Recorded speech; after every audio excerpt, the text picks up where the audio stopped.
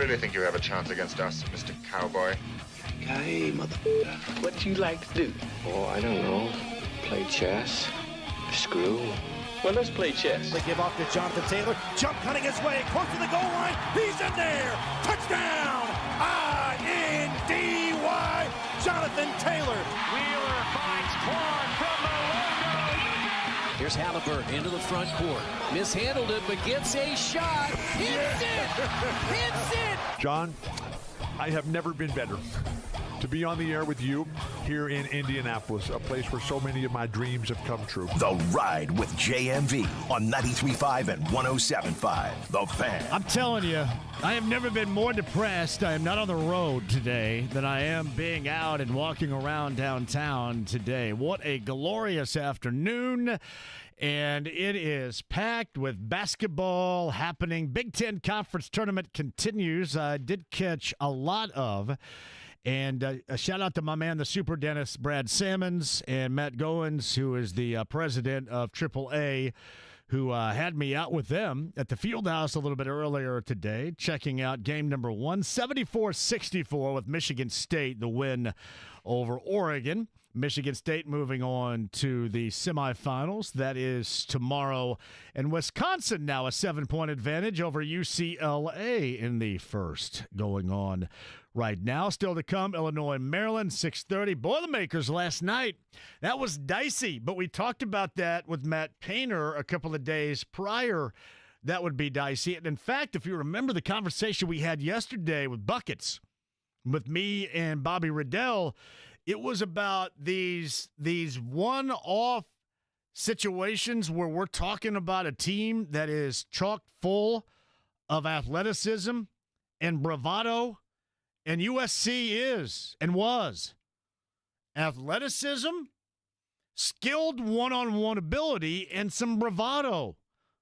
There was some junk talking going on out there, and I don't mind it. But that is USC. USC's record this season was not reflective of what they can do in one of those dynamic situations. And let's be honest, you thought up until late in that game that maybe they would get it done. They just, and if you remember, Two Buckets reminded us that Claude didn't play when Purdue won in West Lafayette. He played last night, and he reminded me if DeMar DeRozan was playing at USC again. He was like Johnny Midrange all night. And really everything up until the very end was money. And Purdue had a couple of things going for it. One is it was getting some calls, which is always good. But he missed a mid-range shot that he continuously knocked down throughout the course of that game late. And the Boilermakers got themselves a lead and an advantage and then took it home. Purdue and Dusty May and Michigan. So here's the other thing I want you to watch out for downtown later on tonight. This is a 9 o'clock start. So you're going to have my good friend Mick Barron, who owns the barbecue place up in Lebanon, I believe still, who is a Purdue grad, friend of mine, longtime friend of mine. He knows where all the bodies are buried. So he's going to be up here with all his friends. I think Airbnb-ing it's down somewhere in Fountain Square. You're going to have that going on, and then you're going to have all of Eastern Greene County being up in here tonight. So prepare, all right? Here comes Eastern Greene County with Dusty May and Michigan and Purdue tonight at night. Are you guys prepared for all of Greene County to be up in here? Seriously, I was trying to think about the last time it was. Maybe when Eastern Greene went to the 1A title game years ago. Remember, Jack Kaiser was the quarterback, a junior for Pioneer. They ran roughshod over my Thunderbirds, but Eastern Greene County showed out. Remember, I forced Tucker Barnhart, who at the time was the Reds catcher, to show up at that game. Nice. So Eastern Greene will be up in here later on tonight. Be ready for it. It should be a blast. Yeah, I know. Everybody is so bummed I'm not out. There's nobody more bummed than me. because I'm sitting in here, and as much as I like James, I don't want to stare down his man bun all day. I'd rather be outside in the sun, in the warmth, having cocktails with you. Unfortunately, we are in studio. I will say this. You look at the Big Ten floor and the way this is going, then I watched the Big 12 last night again, and I'm going, wow. And I'm watching Arizona and Kansas, and I'm excited because Kansas is losing, because I love it when Kansas loses. And they certainly did to Arizona. I have no rooting interest in Arizona. I do like Tommy Lloyd, though. But that floor is a tough watch, is it not? Truly is. So we'll talk about that, too. Boilermaker fans, we'll get you in here if you guys want to talk up last night and preview Purdue and Michigan. Yeah, it's interesting.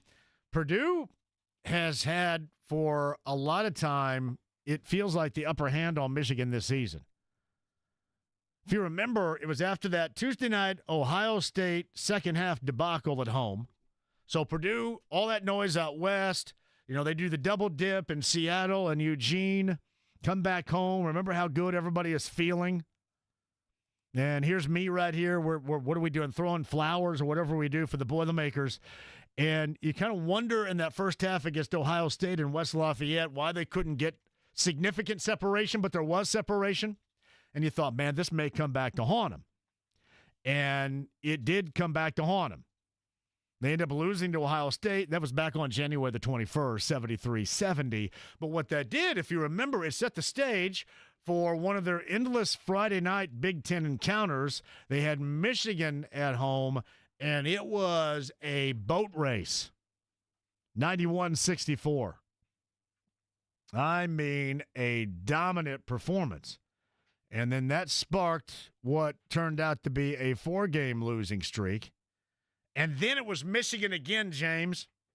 It was Michigan again where Purdue had the opportunity.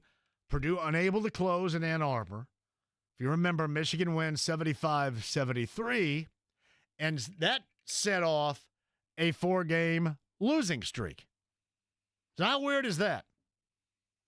Michigan first time in West Lafayette sparked a 4-game win streak. Michigan the second time in Ann Arbor.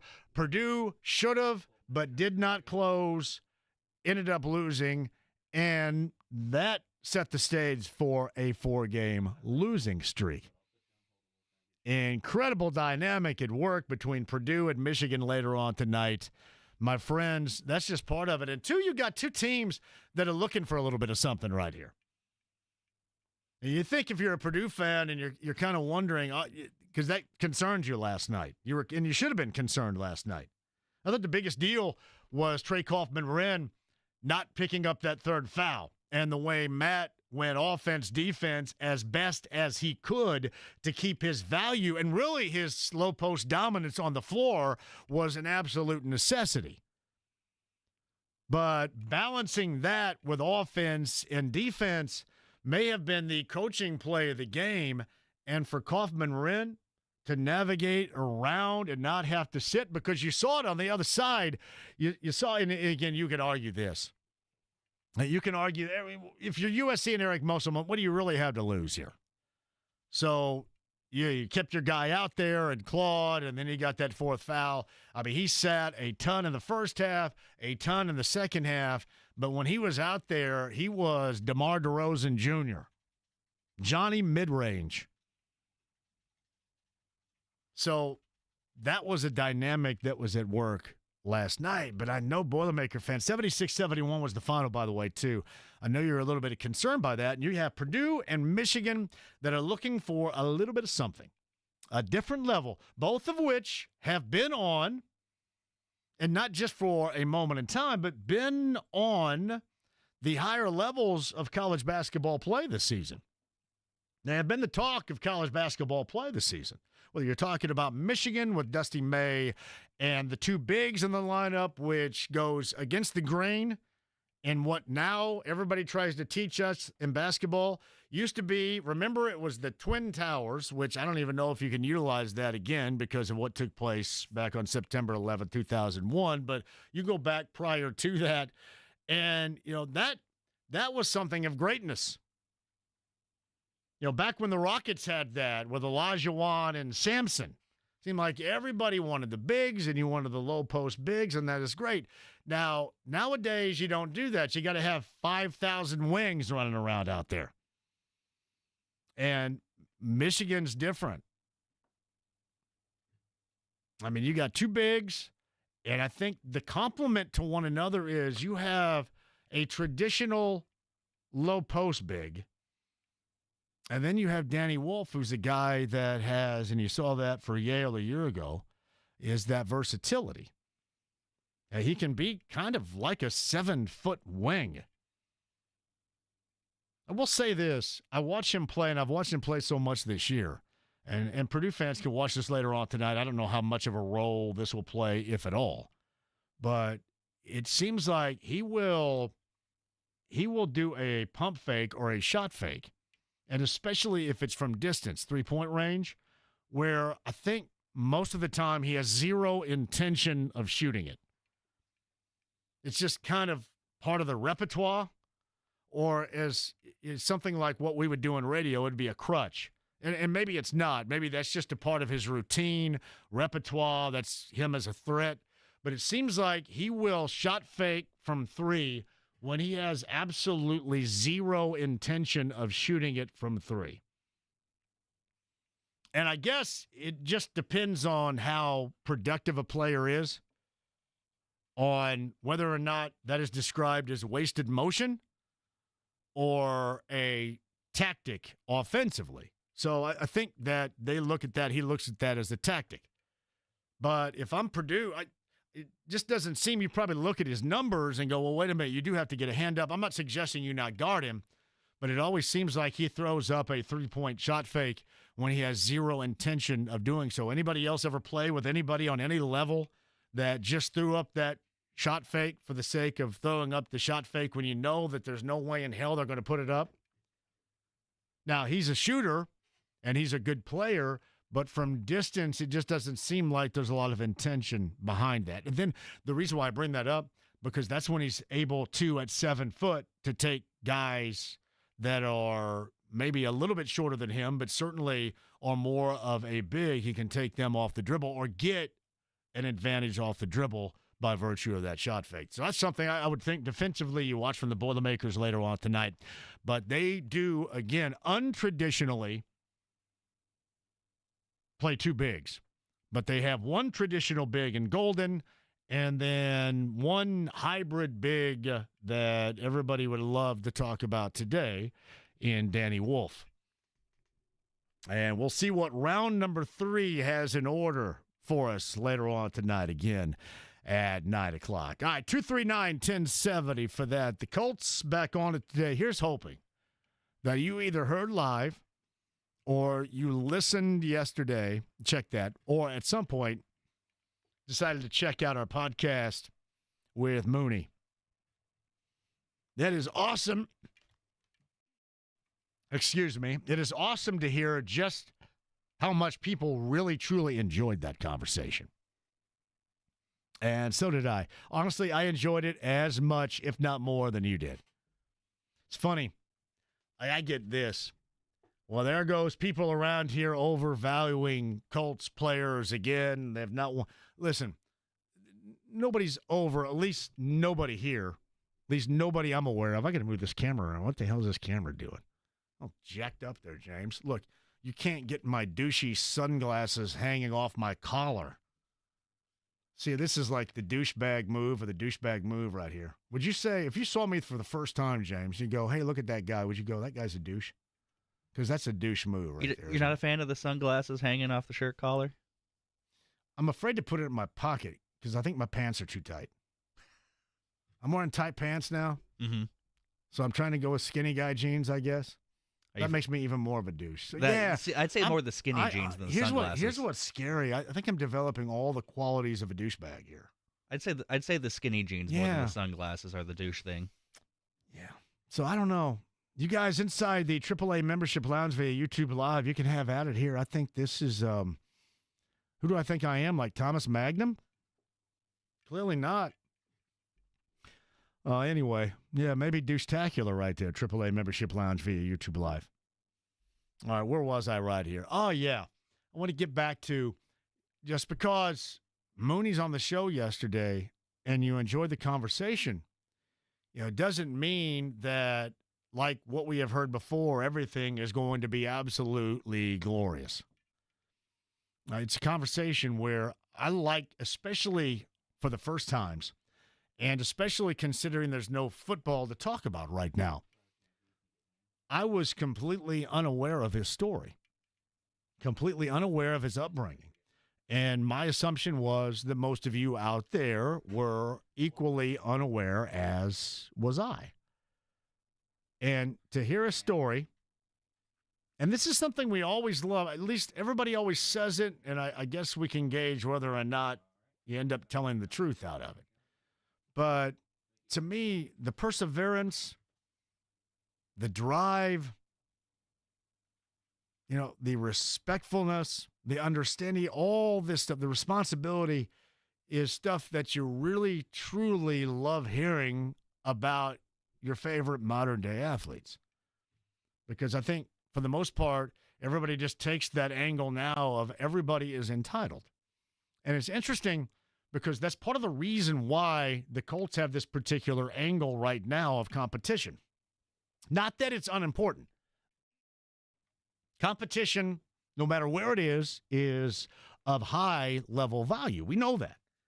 But, as I had mentioned, the whole competition thing is a buzzword right now for them. It's a buzzword because they know that's what you expect. They know they didn't have that. And the reason why they benched their quarterback a year ago, in part, was because of a so-called level of entitlement. If you ever hear Pat McAfee talk about this Colts team and what it was a year ago and not being completely down with where it is right now, he has brought up before the entitlement, whether it's been with Anthony Richardson or just on the team in general, a level of entitlement you can't have. So really what they're doing, and they're not going to tell you this, and I wouldn't expect them to tell you this, and they can also suggest that having competition is of value because it is. However, this competition is also to battle those that believe this team is 100% entitled, and at times will go through the motions of that entitlement. That's part of it. Like, I get you this. I brought this up before. I don't think there's any way in hell Daniel Jones is going to start week number 1. They're going to try to angle and sell you that there is a quarterback competition. I mean, how bad would he have to look, he being Anthony Richardson? How much better would Daniel Jones have to look? And where is going to be the most significant opportunity to really, truly evaluate that? So what I'm saying is, how bad would Richardson have to look in practice or in practice games or in preseason games for whatever amount of time he's going to be in there to not start in week number 1 in the third season of complete evaluation and decision on the direction of this franchise for the foreseeable future at the most important position in any professional sport? And you're going to tell everybody in week number 1 that this guy isn't worthy? Because you never get that back. I mean, hell, we're all on the end right now where most of us don't believe it anyway. And that's certainly me. But I do understand why they feel compelled to find out or want to find out right now. That's why I always thought this whole angle of competition was one that is not so much what you and how you define it or how you take it, but you want to hear it. Oh, yeah, they're getting a lot of competition in here, higher level competition or whatever. He is still going to start in week number 1 outside of being injured. So competition, what's being pushed here? You think Daniel Jones actually has an opportunity? Well, they're paying him $14 million. That's the going rate, to me, more so than anything else, to make sure that you have who knows whether or not he's going to be an adequate backup. I mean, Daniel Jones is going to be better than Flacco a year ago. Daniel Jones is going to be better than Gardner Minshew 2 years ago. But that is the going rate to find a quarterback that, let's just say this, that has been there and done that. Has been there and done that. Now, I don't know what he's been there and done most of the time, which has not been significant enough to keep a job, but been there and done that. That's the going rate for that. The going rate to make sure that you have somebody that actually has, 70 games started or whatever it is in the NFL, to make sure you have that as a backup, a go-to, because at some point you know you're going to need it because there is going to be an injury. Yeah, that to me is not competition. But again, I understand why they phrase it and why they angle it in that particular manner. Get more on what they've done today, but I do want to double back to my finish on Mooney yesterday. That, to me, I just wanted to hear how he has persevered. This guy has been through such incredibly awful circumstances recently, stuff that goes well past being on an NFL field. And his story was incredible. As compelling as a conversation as I have had here. So here's to hoping that the on-the-field play from Mooney matches just how good he was in the opening conversation, because there have been few better. Podcast 1075, thefan.com. You're allowed to have really good conversations and certainly find out things you didn't know by, not completely believing that this team's going to the Super Bowl. Nobody's suggesting that.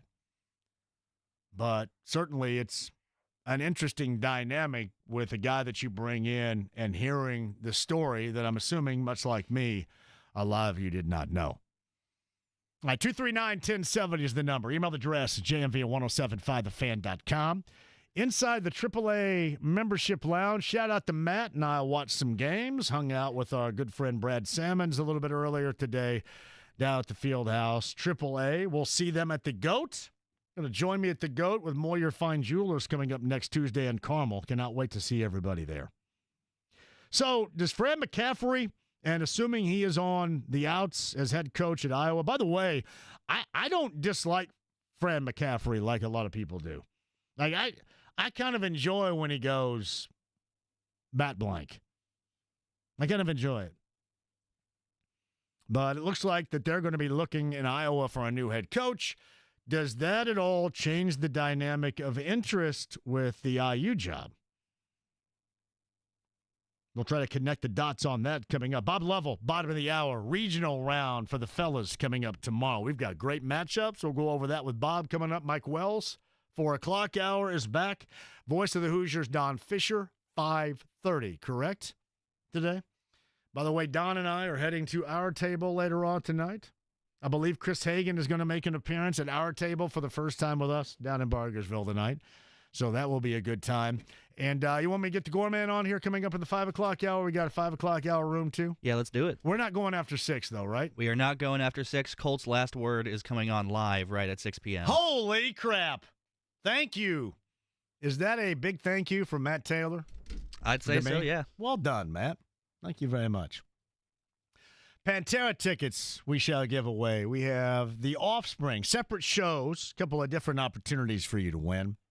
And we'll keep you updated on the games. Again, IU from yesterday, I don't know what more there is to say. It just seems like so much just beyond their lower level of play that we saw yesterday and losing to Oregon. Yeah. Outside looking in. Wisconsin running roughshod right now over UCLA 4-5 matchup down at Gainbridge Fieldhouse in the first half. That and more coming up for you. We'll keep you updated, go around college basketball to the conference tournaments, whether we're talking about the quarterfinals underway right now or in some, you've got semifinals coming up later on this evening. We will document that for you coming up. 239-1070 is the number. The stream, the app, HD Radio. Would love to talk to you today on what is a glorious afternoon in downtown Indianapolis. 93.5, 107.5 The Fan.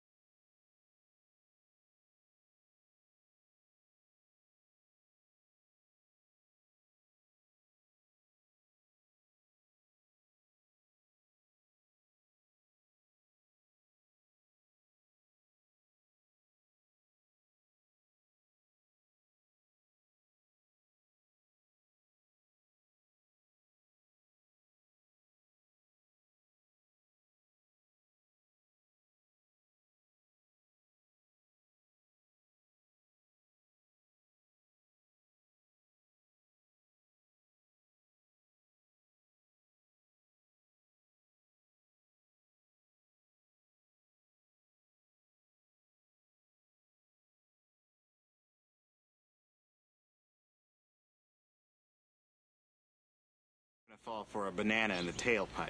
You're not gonna fall for the banana in the tailpipe? It should be more natural, brother. It should flow out like this. Look, man, I ain't falling for no banana in my tailpipe. 93.5 and 107.5. The Fan. Oh, this sounds like Bret Michaels. Carb Day headliner, James. Coming up in May. Yeah, hairband weekend on B105.7. I'll be doing a lot of hairband stuff tomorrow night. JMV Takeover. Can't not wait to have you along for it coming up tomorrow.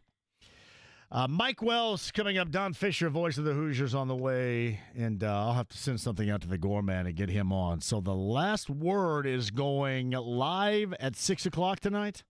You are correct. Live at 6 p.m. Hallelujah. Well done, everybody over there. Crap. Is that all because I went live with Matt the other night, too? Partially that. They just want a little pat on the back. Little for the payback. guy right They here. just want to be able to stay up to date But on all your the ass moves. has to stay here, though. I have to stay here. You're off the hook, but I have to stay here. Yeah.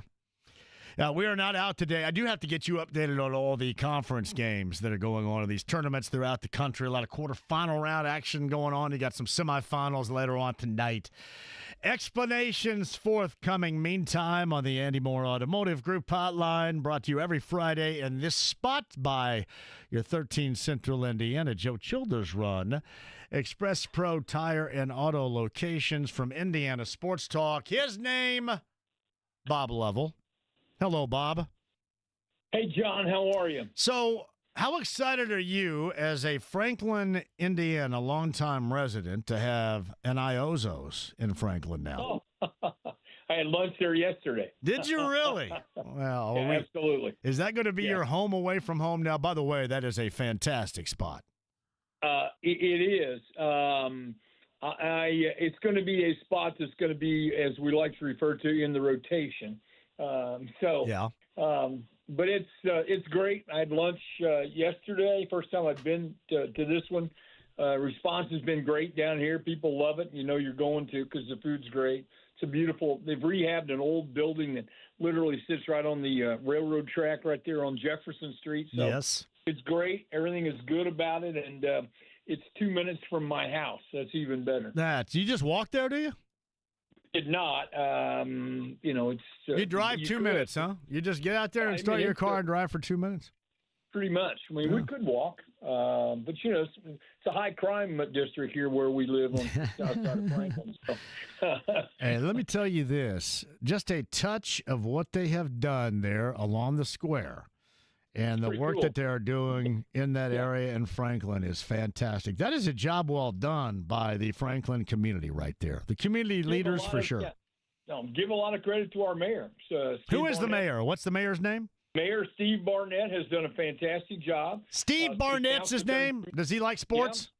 Yeah. He's an old stock car driver. Used to run dirt track racer, John, big time. Used to run down at Brownstown. Used to down at in that part of the state. He was big time track record holder at a number of those kinds of tracks in the southern part of the state. Did he race at Paragon? Is he a racer at Paragon? Absolutely. He's raced at Paragon, no question. Well, Steve Barnett, Mayor Barnett? Yep, that's the man right there. Well done by Steve, but no, that looks great. I was just down there the other day. The amphitheater has been like a magnet, and downtown Franklin on a weekend night this time of year, and the weather starts getting better, is fantastic. You can't beat it, quite frankly. They still have that Corn Country station that's right there on the street? Yeah, they do. Yeah, they do. Do they have their studio? Does Corn Country have their studios there? Right there on Jefferson Street, the main east-west road street through town that's where Corn Country is located. Do they spell corn with a K or a C? I believe they do.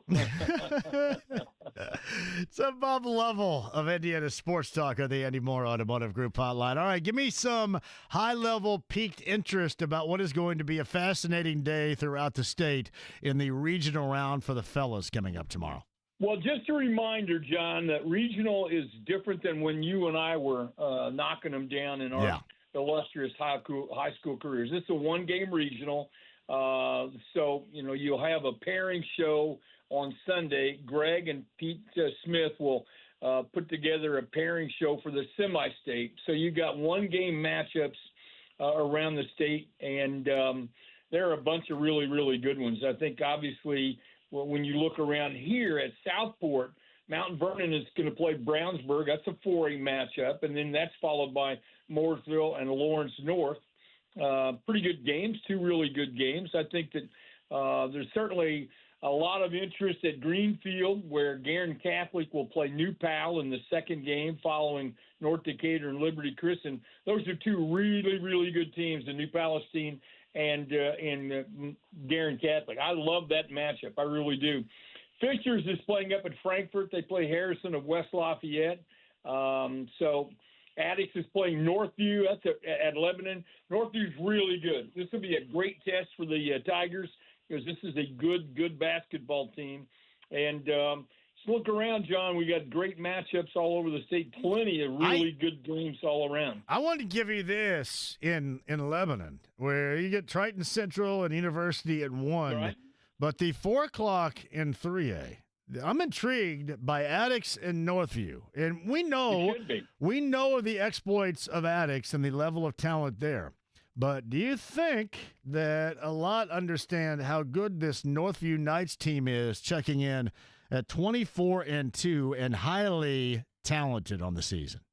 They are highly talented. They've played at that part of the state, in 3A and 4A. Sometimes it's hard to get close games, and so they played the Terre Haute schools. They played a good schedule.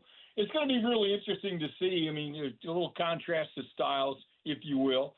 Northview's going to have to control some incredibly talented Addix players. They can score at a lot of different spots, and so I think it's really it's one of the best games around. Not to slight any of the others, but that may be as good a game as there is. And again, I told you I really liked Guerin and New Pal, and I love the Addix and Northview matchup. I really do. You mentioned Southport. Bob Lovell of Indiana Sports Talk's got you covered tonight and tomorrow regarding all the college hoop that's going on, high school regional level going on tomorrow as well.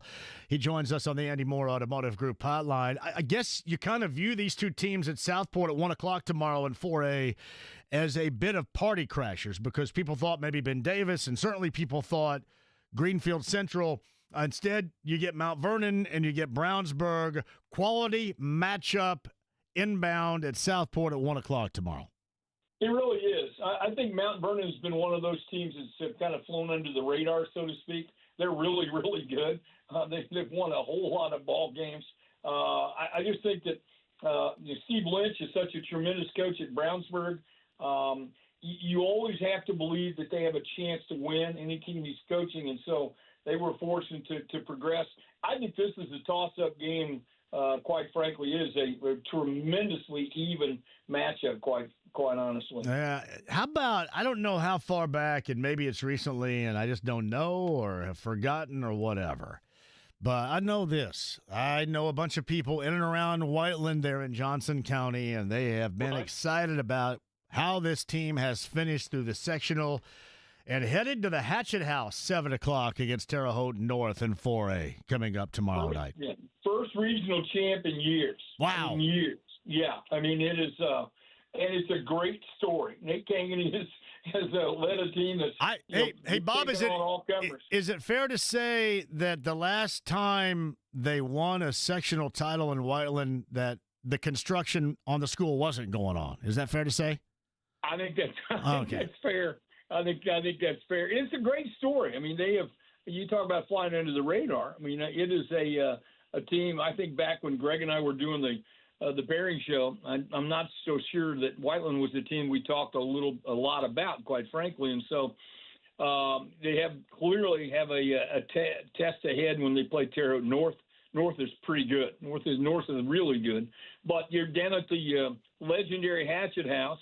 There's a lot of history, obviously, in terms of Whiteland's run to the tournament. And so why not? Why not go down there, one of the most storied venues in the state, and have a good time? No, completely agree there. Yeah, Brownstown Central, Evansville Memorial, also down there. Listen, I don't know so much if maybe we're bearing the lead. There's so many really good matchups going on. You brought up Guerin Catholic. I got a lot of people that talk up that squad here. Fishers, Harrison, Frankfort tomorrow night at 7 o'clock in 4A. And the Clinton Prairie story is one that is absolutely fantastic with their 4 o'clock matchup in 1A versus Lafayette Central Catholic. Yeah, Clinton Prairie, it's been a long time. They've had a fantastic 43 season. years, right? Yeah, absolutely. And so, they're legit, John. They've beaten some really, really good teams to get where they are, taking on perennial power Lafayette Central Catholic. But pay attention to Clinton Prairie. They are a legitimate contender. They're really good, playing great basketball, and it's a tremendous story. So, Bob Lovell of Indiana Sports Talk, and you're all over the college basketball landscape later on tonight, too, right, buddy? I hope so. Oh, you got it covered for us all? Well, we do. We think we do, but you know how this is. People have to remember to call you, those kinds of things. And, you understand it. Friday night during the basketball season, people got a lot of things to do on Friday night, and it's, I forgot to call you. Time got away from me. So, assuming people pick up the phone and call us, we might have a lot to talk about. Hopefully talking about a Purdue win. And we got some schools playing in the NAI national tournament that we need to talk about from the state of Indiana. We had 8 schools from Indiana go to that tournament. So there's a lot to talk about. Well, that's good because I think we're only going to see one out of the state of Indiana in the NCAA tournament. Like so, yeah. Yeah, that seems pretty clear right now. Absolutely. Yeah, no doubt. It's Bob Lovell of Indiana Sports Talk tonight and tomorrow night. Again, got you covered on all hoops levels. He's on the Andy Moore Automotive Group hotline, brought to you every Friday by the Express Pro Tire and Auto, 13 Central Indiana. Joe Childers run locations. I'm telling you what, with the Big Ten tournament in town, this is some glorious weather for everybody to be a part of. You think right now you get UCLA people, like all 5 of them in town, and they're going, what is this? Yeah. This is just like, wow, this is like San Diego.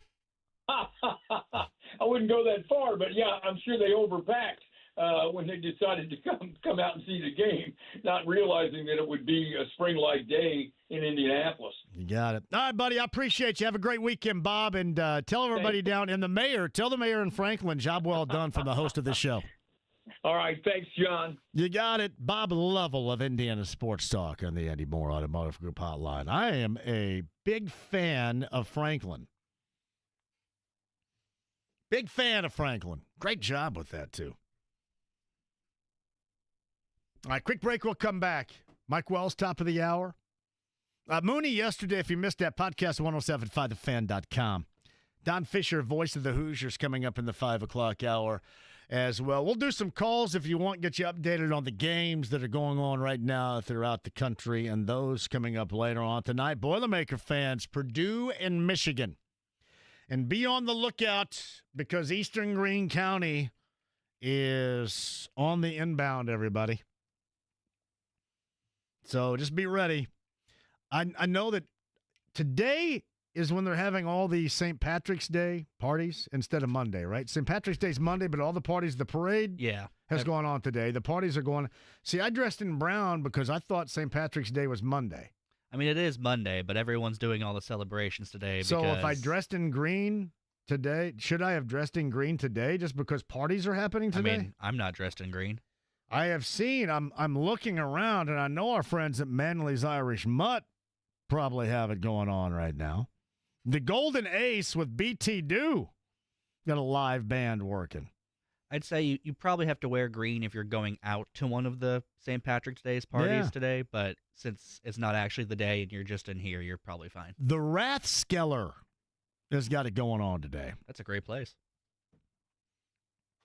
So green beer and everything? I guess, yeah. See, we should have done something. Why did we not do anything today instead of, we couldn't next week on St. Patrick's Day. Why not today? Because we didn't think about it. Well, hell. That's a missed opportunity to have a lot of fun out today on a day like today. See, but you're not even out and about. You're stuck at the studio today, so. Yeah, don't remind me of that, buddy. Yeah.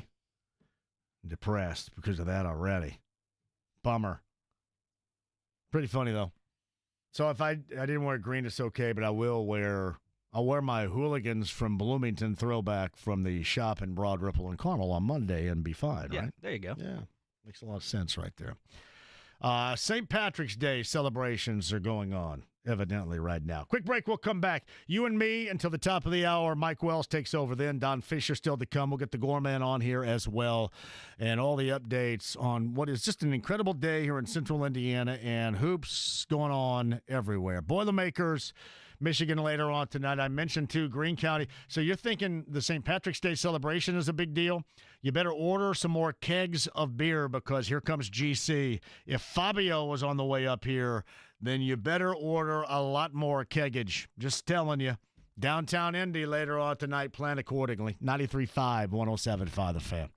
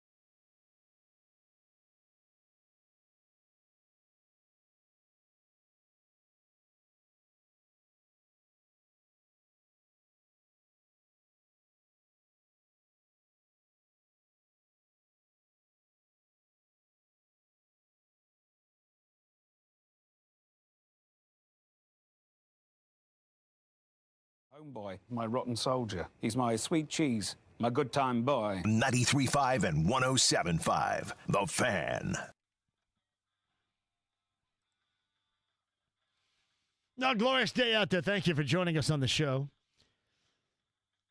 We're going to see if we can't get both Matt and the Gourmet on coming up at the 5 o'clock hour together. How about we do that? 239-1070 is the number. Give me J-Law on line 3. J-Law is going to check in. Hello, J-Law. Hey, what's going on, buddy? What's happening, man? Hey, enjoying this glorious day. You better be, by the way. You better be enjoying. I know the Hoosiers didn't give you much of an opportunity to enjoy, so enjoy this. It was me. One of those games. It's just one of those years. It's more about, I'm talking about the fan base than anything. I'm a diehard fan, have been 20-year season ticket holder for football and get a lot of basketball games. And I'm just embarrassed by some of the stuff I've seen posted and think about Bob Lovell. There's just no excuse for it. Yeah, unfortunately, we live in a world of jackasses, and man, the jackasses have it way too easy to find their way to everybody, and then do it facelessly and anonymously. The basketball program is not where it needs to be, but it's never going to be what it was with Knight. I'm a huge Knight fan, but we got to get beyond that, and the fan base needs to accept that. And, NIL has changed things, too. I mean, there's higher expectations for the players. So it's kind of a double-edged sword, but it's just, man, people in general, fan bases in general, just need to take a step back. It's not as serious as we want it to be. It's still college sports. We need to enjoy it and be supportive as opposed to toxic. Well, to me, and J-Law, I talk every day about the shortcomings in game situations for some and then tout those that have a good game. But it never becomes personal. And being a jackass is now, unfortunately, just kind of a daily occurrence for many. It's their lifeblood. It's the air they breathe. And there's a lot more of an opportunity. You so easily can be recognized by those that if you're a complete dip blank, you direct your ire toward. And what it has done, it has uncovered just another layer of jackassery that we have to deal with. And, to a point, it's one thing about missed shots and turnovers and not winning and all that, but to make it personal and go to the levels that many do, it's sad that we're here, but all these jackasses probably were always around, but it's just more prevalent now because, you feel that security of being anonymous and faceless and then disappearing into the night. Yeah. My friend, I'm a friend of Van Pelt, Bo Van Pelt. His sister posted something the other day. His dad, who played for the Eagles and was all Big Ten back in the day, said, Bo never meant to take a bad shot. He's always trying to do the right thing, take a good shot. And I think the same thing is said in any sport. And hey, listen. Guys are giving their effort. Yeah. Hey, J-Lo, I got to run here, but I'll talk to you tomorrow night, too, man. So call in. I appreciate you. Sir. Hey, listen, criticism on a show like this, I'm always going to give criticism and always going to give props when it's necessary. But you know me, never making it personal, and I treat people how they treat me. Unfortunately, others just don't go by that particular path. Far too familiar. Quick one, we'll come back. Is it Mike Wells at the top of the hour? We shall do that. A little slow jam re-entry. Chance to win some tickets, too. And we got scoreboard updates forthcoming. 93.5, 107.5, The Fan.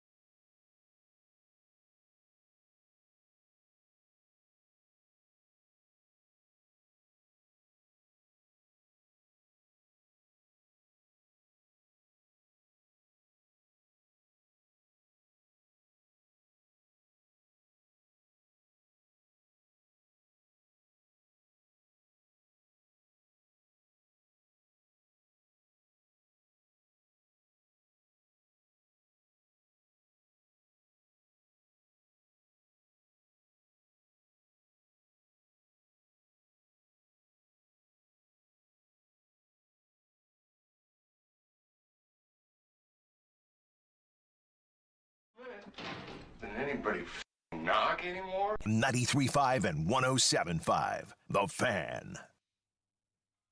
Let's crank this up for Mike Wells. The slow jammery entry. 93.5. 107.5 The Fan. Baby. Okay. One night to the finer things. I offer you my company. Girl, you don't need no sympathy. Just me, this one who cares. Whatever you want. Girl, you know I can provide whatever you need.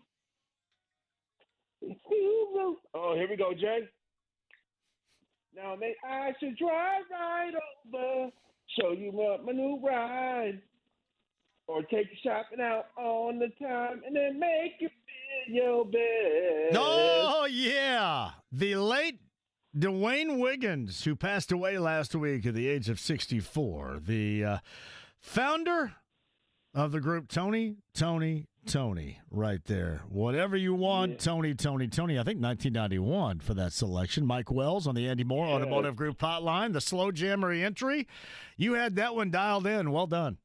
Yes, and honestly, my favorite song on that one was "It Never Rains in Southern California." We almost went with that.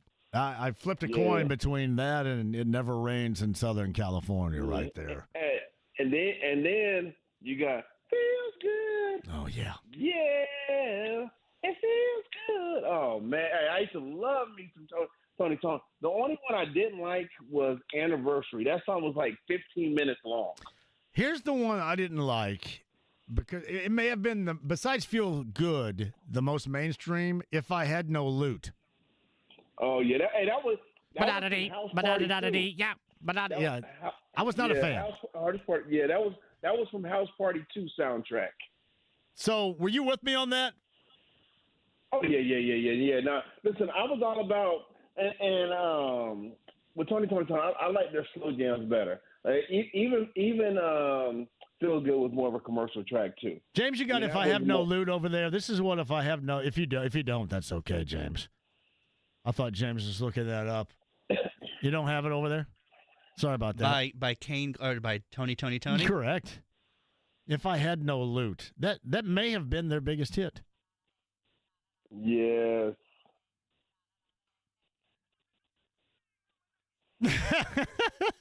Yeah. What did he say right there? And put that New Jack Swing on my nuts. Is that what he said? I think that, I will say this, that may be one of the best lines of the 1990s. I can leave that one alone right there. No, go with it, man. This is a free-flowing program right there. Oh, man. So let me ask, have we talked, no, I didn't come on last week, and you didn't. Obviously, Daniel Jones hadn't been agreed upon. So I'm JMV right now. Yeah. So I need to hear your what was your reaction on the show when you saw Daniel Jones, and then I'm gonna give you my reaction. I thought that the whole competition thing is bogus competition-wise. I just think they're bringing in what they believe to be the best backup solution because at some point they know that Richardson's going to be injured and can't play. So why do you think it's bogus though? Because I think that's what they believe that the fans want to hear. Because last year, if you remember, they didn't have enough competition, position to position. And you had people like Pat McAfee that referenced entitlement on this team and not having to work for it on this team. And one of those that he mentioned was a reference to Anthony Richardson. So I think that they wanted to get a message out that they feel that the fan base wants to hear. And that's, hey, we got competition, nobody's safe and all this crap, when at the quarterback position, he may go out because of injury and maybe get benched later down the road, but do you really think that there's going to be some battle in this offseason, then going into training camp and then going into the preseason, that Daniel Jones is going to win and start in week number 1 over Richardson in year number 3? Because if you ask that, if you believe that, Mike, then you'd have to ask the question, why are we jacking with any of this right now? Why do we just not move on? So this is my thought process, and of course I was talking about it in class down in Bloomington. Clearly Anthony Richardson is the starter. He's the favorite to keep the job for week 1. But if he fumbles and bumbles and stumbles his way along in training camp and in the limited snaps he takes in preseason games, the opportunity to be there, in my opinion, for Daniel Jones, we're not talking about a backup quarterback who's 35, 36 years old. This is a guy who is 27 years old, who threw for over 3,000 yards as a rookie, over 3,200 yards in 2022, and he still has a lot of football left. And basically the coach was like, all right, if Anthony Richardson screws it up, we're just going to – he's done. We got a guy who potentially has a lot of football left in him. I will say the moment they agreed to deals with Daniel Jones, I partially believe they're acknowledging that, hey, we truly, truly aren't sold, because we could have went out and got a guy 33, 34 years old to quote-unquote push Anthony Richardson, but a guy who still has a lot of football left, hasn't even cracked 30. I feel like they're hedging more on, like, all right, we are completely not sold on Richardson. No, listen, you can sell the fan base on this competition thing to start the season, especially in the pushing of Richardson on the $14 million you're giving a backup here. I don't think there's any way in hell. The other thing is they've both been incredibly awful. That's the other thing. Yes. But to me, you may end up seeing Daniel Jones, certainly because of a Richardson injury, or because they believe in a moment like they did with Joe Flacco in 2 games last year, that he gives them the better opportunity to win. But you cannot tell me that there's going to be any legitimate competition for the starting role at the beginning of the season, because the reason why they're doing all this is to get out of the way what they need to see from Richardson. And this is going to be that opportunity come hell or high water. There is no competition, in my opinion. $14 million, 1 year, 26-year-old quarterback here or not. It's going to be Richardson to start. Oh, yeah. No, hey, I agree. It is Richardson's job to lose, but I'm not so Richardson keeps his job, though. Well, I mean, he didn't keep it last year. Yeah. Then they blamed it on entitlement and not doing it the right way, and which may have certainly been going on. But the reason why they subbed in Flacco in those moments midseason last year is because they felt he gave them the better chance to win at that point in time, which clearly he did not. Yeah. No, 100%. Also, the other thing is, who was it? Was it Dan Orlovsky who said that? Because we were discussing it on ESPN Radio earlier this week when I was on there, saying that if he were Richardson, he should look to get traded. If he was Richardson needs to look to be traded? Yeah, after the Daniel Jones signing.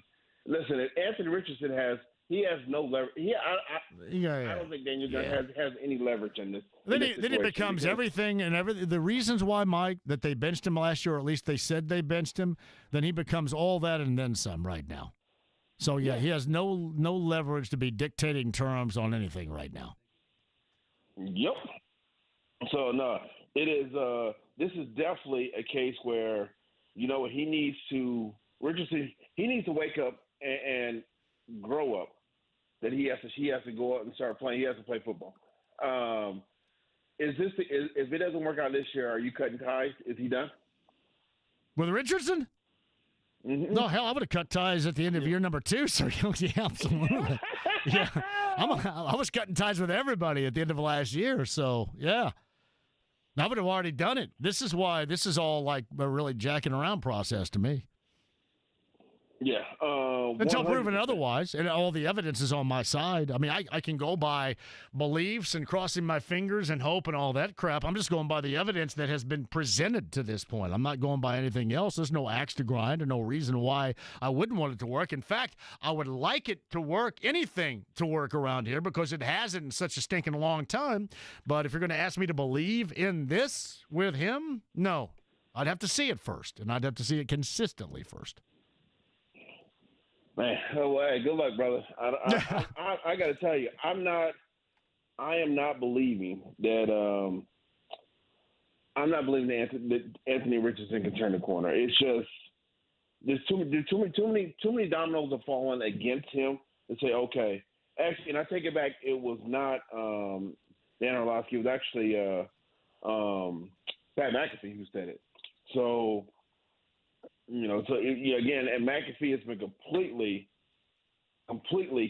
tied into this organization off of things. But no, I think this is it. It's piss or get out the pot. Can I say that word on your? Yeah, well, we just said New Jack Swing on your nuts. So yeah, you can say whatever you want. Yeah, true. That's true. we pushed the envelope for a long time. Yeah, that'd be all right. Yeah, people get under. People say all the time, well, I had my kid in the car, and I say, well, say you're not allowed to say stuff like that clown is. Done. Right? Because you're the parent. Yeah. What about the other moves made? Kylan Granson, by the way, just agreed to terms on a 1-year deal with the Philadelphia Eagles. So the tied into the Colts, which they're going to have to try to track down some others here relatively soon. Kylan Granson to the Eagles on a 1-year deal. Hey, look at Nick Sirianni. So let's go plug a former Colt and bring him to town. Yeah, well, one of those hybrid guys too that doesn't block very much, but when it's thrown in his general vicinity, sometimes will catch it, I guess. So yeah, like you said, sometime. But look at Ballard getting some help on the defensive side of the ball. At the defensive back position. Did you hear Travarius Ward on with me yesterday, Mooney? Was awesome.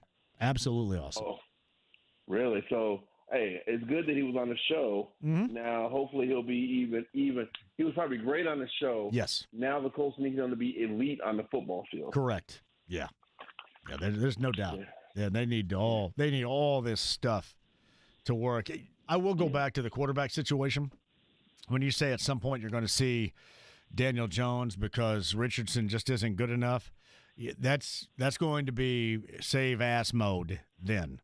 If it's anything besides injury, and then that's the moment it is all going to be over, and they're just trying to, save the season, do whatever, kind of like what they were doing last year with Flacco. I think there are a lot of things similar. I think that's another reason why Daniel Jones is here, because there are some similarities in his athleticism to that of, not comparison to Richardson, but there are some similarities at least there that certainly you did not have going between Richardson and Flacco a year ago. Yeah, no, I can't disagree with you about that. What else do you think they need to do? As obviously, free agency comes out hot and on fire, and then it kind of tapers off to the second and third tiers of the market. What other positions do they need to address? Well, obviously tight end at some point. I think that's going to be a draft. You're going to have to find a couple of more offensive line pieces. Somebody certainly to be able to swing. I'm assuming Gonzalez is going to be the right guard starter. At least that's who they're thinking about right now, taking over for Will Fries. You're going to have Braden Smith there, but you're going to have somebody to be the swing guy to back up. Tanner Bortolini will be the starter at center with Ryan Kelly now gone with Fries to Minnesota. So those are some spots. To me, you can't have – I would always be looking for even more offensive help, but not that Granson is a huge loss by any stretch, but you're talking about a position that was non-existent a year ago where you lose something. So you just really need to make some contact with one and certainly probably two in this case, guys that can produce at that position, because it simply put has been way too non-existent. Do you like the receiver? Do you like the receiver core? When the ball's thrown near him, yeah. Do you? When it's thrown near him? I mean, they do. They can catch it when it's thrown near them. They can. No, yeah. That's a good thing. I mean, when I say that, I mean, do you think they have enough true playmakers out there? I would say right now, with the way that the AFC South always has looked, you should have enough. But as we've known, again, going on evidence of recent history, certainly, rarely have they had enough. So I guess I would take that particular tact or that thought moving forward here? Just base it on, you're always going to need more firepower, more help. Everybody always says you got to help your quarterback out, and I would agree with that, but the quarterback also has to help these guys out a little bit more. Can you make the argument as to why they haven't done anything else? Maybe not have any interest on any other wide receivers in this case, or they feel like they're locked and loaded there, or what? Is that surprising to you? I was a little surprised, but hey, I mean, clearly you must think they have enough out there. As like you alluded to, as long as the quarterback can get the ball to him, find a target and hit the one in the middle. That's what you got. That's what Anthony Richardson has to do. If I'm Shane Steichen, I'm like, Anthony, I need to see video of you training almost every day. I need to see what you're doing and making sure you're on the right path, because until this quarterback position gets figured out, the Colts are going to continue. And they're not even going to be treading water, John. They're going to be drowning until they figure out what's going on in the spot. And you know what? At some point, Jim Mercy is going to stop throwing out the life preserver to Chris Ballard and the coaching staff if they can't get this thing figured out. Yeah, you'd certainly like to think so. It's Mike Wells of ESPN Radio. He's on the Andy Moore Automotive Group hotline. Who do you think on Tuesday night with the Halliburton make at the end that won the game, who do you think was more butthurt about that? The Bucks and Giannis with the foul committing, or somewhere Tim Hardaway? Or Darvin Ham, have you seen the picture of him with his hands in his pocket? Right there, just watching out there. I'd mentioned this to Kevin on Wednesday. The only thing that would have been better off is had Patrick Beverley been somewhere on the bench. Oh, my God. Hey, that would have been comical. That was a hell of – in fact, we had just gone on the air on ESPN Radio on Tuesday night, and I about lost my beep on the air when he made that shot. But listen, man, this is my problem with the older players, guys that you and I grew up watching. Why can't they just shut the hell up and enjoy the game? Why do they always got to hop on podcasts and videos and run their damn mouths? They always got something to say to try to hate on today's players. You hear it on a regular basis. And Tim Hardaway was only at his best when they was run TMC in Golden State with Mitch Richmond and Chris Mullin. So, doesn't he have some personal reasons as to why he doesn't like Halliburton? He said Halliburton. Didn't he say Halliburton's always running his mouth about things? I always thought there was some kind of connection between personal wife and Eddie Jones related to Halliburton and why he doesn't like him. Ooh. Yeah. Ooh, I didn't hear that one, man. That's why I made the reference in the first place. Yeah. Man. Ooh, that is. Because you saw when Hardaway first mentioned that maybe a couple of weeks ago now, Halliburton actually responded to social media and said, "Why don't you tell them a real reason why you don't like me?" Yes, I did. Yeah, I did see that. Yeah. But Hardaway, he never responded off of that, right? I don't think so. I didn't really press it for information any further, other than. Look, Tim Hardaway Sr., what he says, if I can go back and suit up, I want to go F up Tyrese Halliburton. He talks so much beep, I want to go back and bust his mother effing A. He thinks he's all that. I'm like, come on, man. Why else would he feel? I know that's how the Bucks feel. And that's how the Pistons feel. And, obviously his son's on the Pistons, so maybe they feel that way because of that. Maybe it's more than just what they believe him celebrating when he does well, which I don't know why anybody would have a problem with that, because who the hell celebrates when you suck? Yeah, and that was a hell of a inbounds play. Running the spread offense on that final play. Coach Jenny right there with the draw up. Yeah, I love it. And you mentioned the Pistons. I would love for the Pacers and Pistons to meet in like a 4-5 matchup in the playoffs, because JB Bickerstaff has finally made the Pistons somewhat relevant, and with the trash talking going on between the two teams in the regular season, I would love for that to be a playoff matchup. Yeah, and Pistons are pretty good, even though they lost to Washington. Was that last night they lost to Washington, I think, at home? Wednesday night, yeah. Yeah. So that's definitely a bad loss. I would love that. Hey, IU in the tournament come Sunday night? Yeah, no. You agree with that? Yeah. I thought, you know what, and I'm wrong about it. I thought after they beat Ohio State last Saturday that regardless of the outcome of that game yesterday, they were going to be in. But, yeah, all the bracketologists at least had me scooped on that. So they don't believe to this point. I know discourse didn't. He was on the show a couple of days ago, and it doesn't look like that a lot of folks. I haven't checked out this afternoon, some of those implications regarding IU and that possibility, but it going to seem like Texas was a bummer for him last night. They had some other scores, I think, that weren't so good for him last night, too. So, I mean, let's be real. Let's let Mike Woodson go on to whatever he plans on to do next, because it's not like they're gonna make a run in the tournament. So yeah, you want to go though, don't you? Don't you want to go and be a part of it regardless? You want to go, of course, but this season as a whole for IU just has not been pretty. Hey, does Scott Dolson tell you who the next coach is going to be? Oh, heck no. Because you're down there all the time, right? How many days a week are you on campus? I'm down there 2 days in a row. Yeah. So, you guys don't have coffee or lunch or anything? Nothing? No, I honestly, I've never ever met Scott Dolson. I thought you guys would be hanging. Nope, never met him. Do you have your students embedded, like in and around this place, to find out information?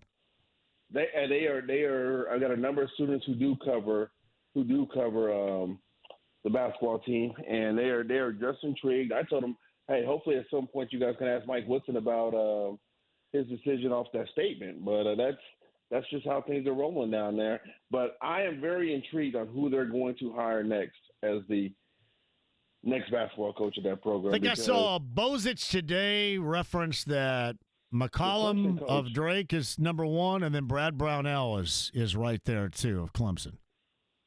Yeah. Nobody around here likes Brownell. I like Brownell, but nobody else does. People think that they're settling if it's Brownell. Do you like Chris Beard? I absolutely think that Chris Beard is 100% as a coach, perfect for the job.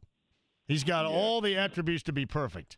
However, even not being charged with those charges being dropped, even with that situation at Texas years ago, it doesn't seem like, at least from what you read, that's going to be given an opportunity. I just think he's got basketball knowledge, hardcore. He seems like he can be a huge horse's ass. He's got, I think, all the attributes that would be necessary to deal with that gig right now, the way that it is. But just doesn't seem like he's going to be considered. Yeah, no. Hey, and then before we run, man, yes. Coming up on it. How's my favorite member in your? Oh, she's just doing great. They had their awards banquet last night. Ooh, nice. Did they get what's the big food? What's the main food place down on the south side? I think they handed out the awards for losing in the first game of the sectional. That's the JMV Memorial High School Award. I'm making more light about me and my career than I am about them, by the way. So. Oh man, hey, listen. Hey, long as my girl has fun. Oh, she's just having an absolute blast. She is. How about our girl over there? What do we got? She's doing well. She's over there. She's taking a nap right now. I don't get it. Wait a minute. I guess it is 4:25. She is at home. Yeah. I'm like, all you gotta do is go to school for a few hours. Why do you need to come home and take a nap? I'll tell you. Hey, life is good as a teenager, man. Were you able to leave school?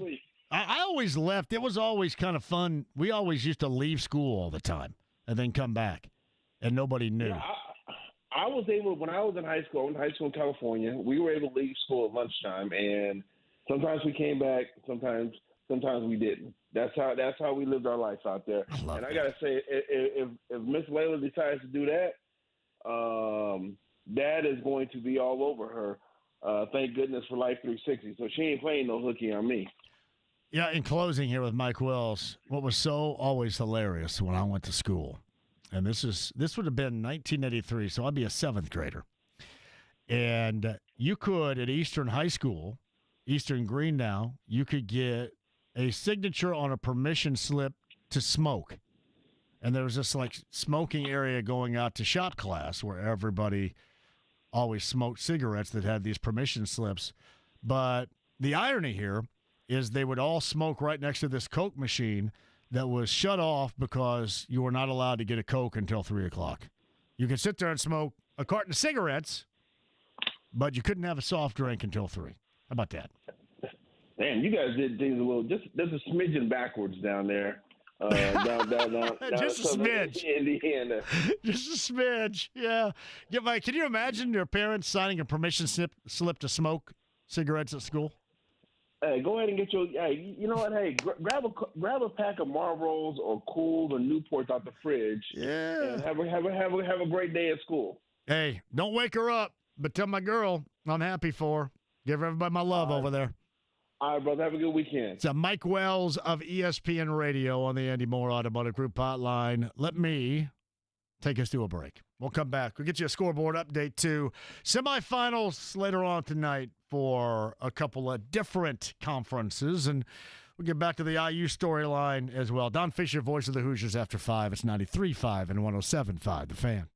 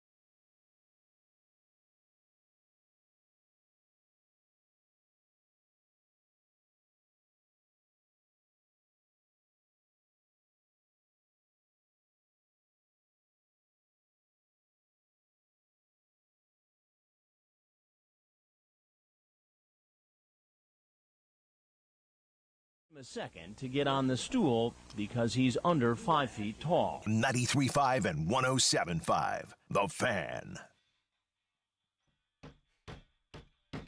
Motley Crue. Is this from Shout at the Devil? She got the looks and kill. This is a good one tomorrow night. How about Too Young to Fall in Love? That's another good one right there. All right. So Pacers and Philly later on tonight, the first of two, 7 tip time. 6:30 as James has to stay in for the last word up until Pacer pregame. Pat Boylan's going to be right here in this here studio bringing you in full detail the content that's necessary. And there's going to be a segment that's going to need to be done because this would be the list of those not participating for the Sixers later on tonight. Joel Embiid, Paul George, Eric Gordon, Kyle Lowry, Tyrese Maxey, Jared McCain, Lonnie Walker, Julius Erving, Caldwell Jones, Andrew Toney, Maurice Cheeks, Mark Ivoroni, Doug Collins, Henry Bibby, World Be Free, Jeff Hornacek, Charles Barkley. And as of this morning, this is according to Tony East, Kelly Oubre and Quentin Grimes were added to the injury report as questionable. So if you want to ask about anybody else, that is definitely the situation. I think Mark Ivoroni was a bit questionable. Yeah, I know. I miss Chocolate Thunder, too. I love those Philly teams back in the day. It was one of those teams where you probably had more fans on a given night at Market Square Arena in the 1980s for Boston because of Bird and the Celtics, the Lakers because of Kareem and Magic, and the Sixers and Dr. J. Did anybody go with their junior high or elementary to see a Pacer game and target one of those three games?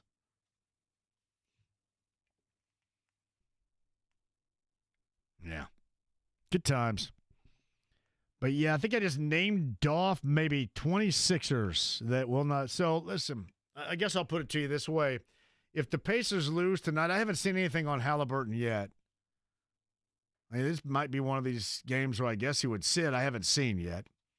But this would be a game. What do we call it? And I don't know why we call it dog cussing. Look that up. Is that just a hillbilly thing? You ever hear anybody reference, hey, I got dog cussed? I've never heard that. Is it even come up there? Is it so hillbilly it's not even available on the internet? Well, the definition is to berate in a hateful or vicious manner using various and sundry profane words. Dog cussing. I.e., the manner in which one would cuss out a dog who pooped on the carpet. And weirdly enough, Google did not say pooped. Dog cussing. We're going to have to dog cuss them. You can't lose to Philly with these guys all out. Can you? Yeah, especially Skivvies. If Steve Mixer isn't going to play, then my God, you can't be losing that game. Howlett chimes in, my parents used to send me to the gas station with a note and a blank check to buy smokes for them when I was 8 years old. The attendants always gave them to me, no questions asked. The 80s rocked. There's a note and check. We need some cigarettes. Can you hand them to the 8-year-old here? That's awesome. They still sell candy cigarettes? You ever have a candy cigarette? I don't think I've ever had one. Like the white stick that has like a little red coloration on the end is supposed to look like a lit cigarette. And they would come in various cigarette packet, like Pall Mall, for example. Looks like you can still buy them. Or Pall Mall, or hell, I don't know what the candy cigarettes. Steve Mix, by the way, is an excellent reference. Brian chimes in. So Daniel Jones will beat AR out. This is how bad this situation is. Zero reason to bring in Daniel Jones. Will look like a professor compared to a failing student. $14 million is a waste. Yes, James. When it comes to candy cigarettes in the United States, they cannot be labeled as cigarettes. They still sell them, but I think they just have to have a different name. How about Sig? Candy Cigs? I'm sure that's probably pushing it a little bit. Candy Cigs. Candy Smokes. I think they just call them sticks now. No, you're probably right. I'm going to tell you what. Whiskey has had a season with a rejuvenated offense, and they are putting it to Ookla right now, 83-56. 3.5 to go in the second half. So Wisconsin going to move on to the semifinals tomorrow, 6:30 tonight. You got Illinois and Maryland. And Boilermaker fans, get set. You're going to get the third and decisive matchup, Purdue and Michigan. Purdue wins in Mackey Arena, immediately going on a 4-game winning streak. Purdue loses at Chrysler Arena in Ann Arbor after that, go on a 4-game losing streak.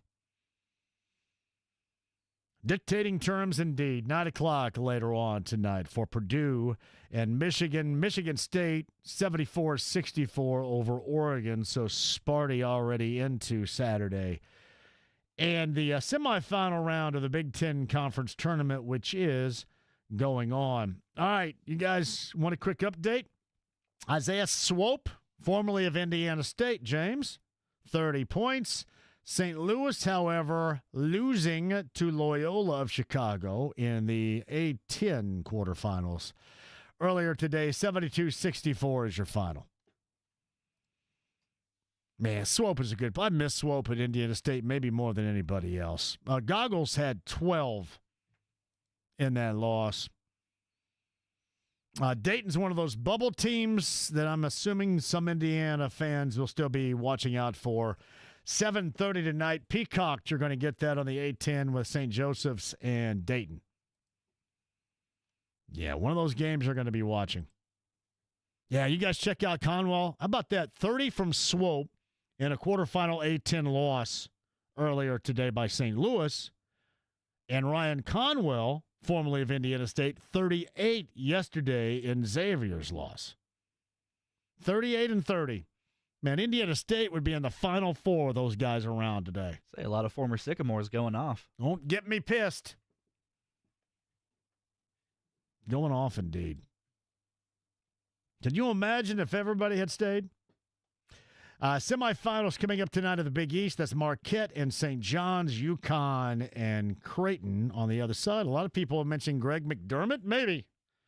Longtime Creighton coach as a possibility as the next head coach at IU. Others, certainly Brad Brownell and the ACC. Clemson is in the AC semifinals later on tonight. I believe that's game 2 against Louisville tonight, 9:30. Carolina and Duke coming at you at 7 o'clock tonight from Charlotte.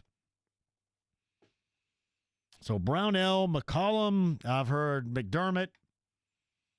Does any IU fan out there buy any of those names whatsoever? Look at J-Law bringing the Steve Mix 76ers stats to me here. Steve Mix of the Sixers thought he was an awkward-looking player. He will not be participating for the Sixers tonight either in their scroll, their laundry list of those non-participants. All right, last word members, top of the hour. Both Matt and Gorman will join us to preview their last word program coming up at 6 o'clock tonight. And the voice of the Hoosiers, Don Fisher, joins us coming up 5:30. The stream, the app, HD Radio, the AAA membership lounge via YouTube Live. What is a glorious afternoon in Central Indiana. By the way, be weather aware later on tonight. I suggest that because that's exactly how Lindsay Monroe of Channel 13, our friend, would phrase it. Weather aware later on tonight because we do have some weather on the inbound. Watch that around midnight this evening. Sit tight. 93.5, 107.5 The Fan.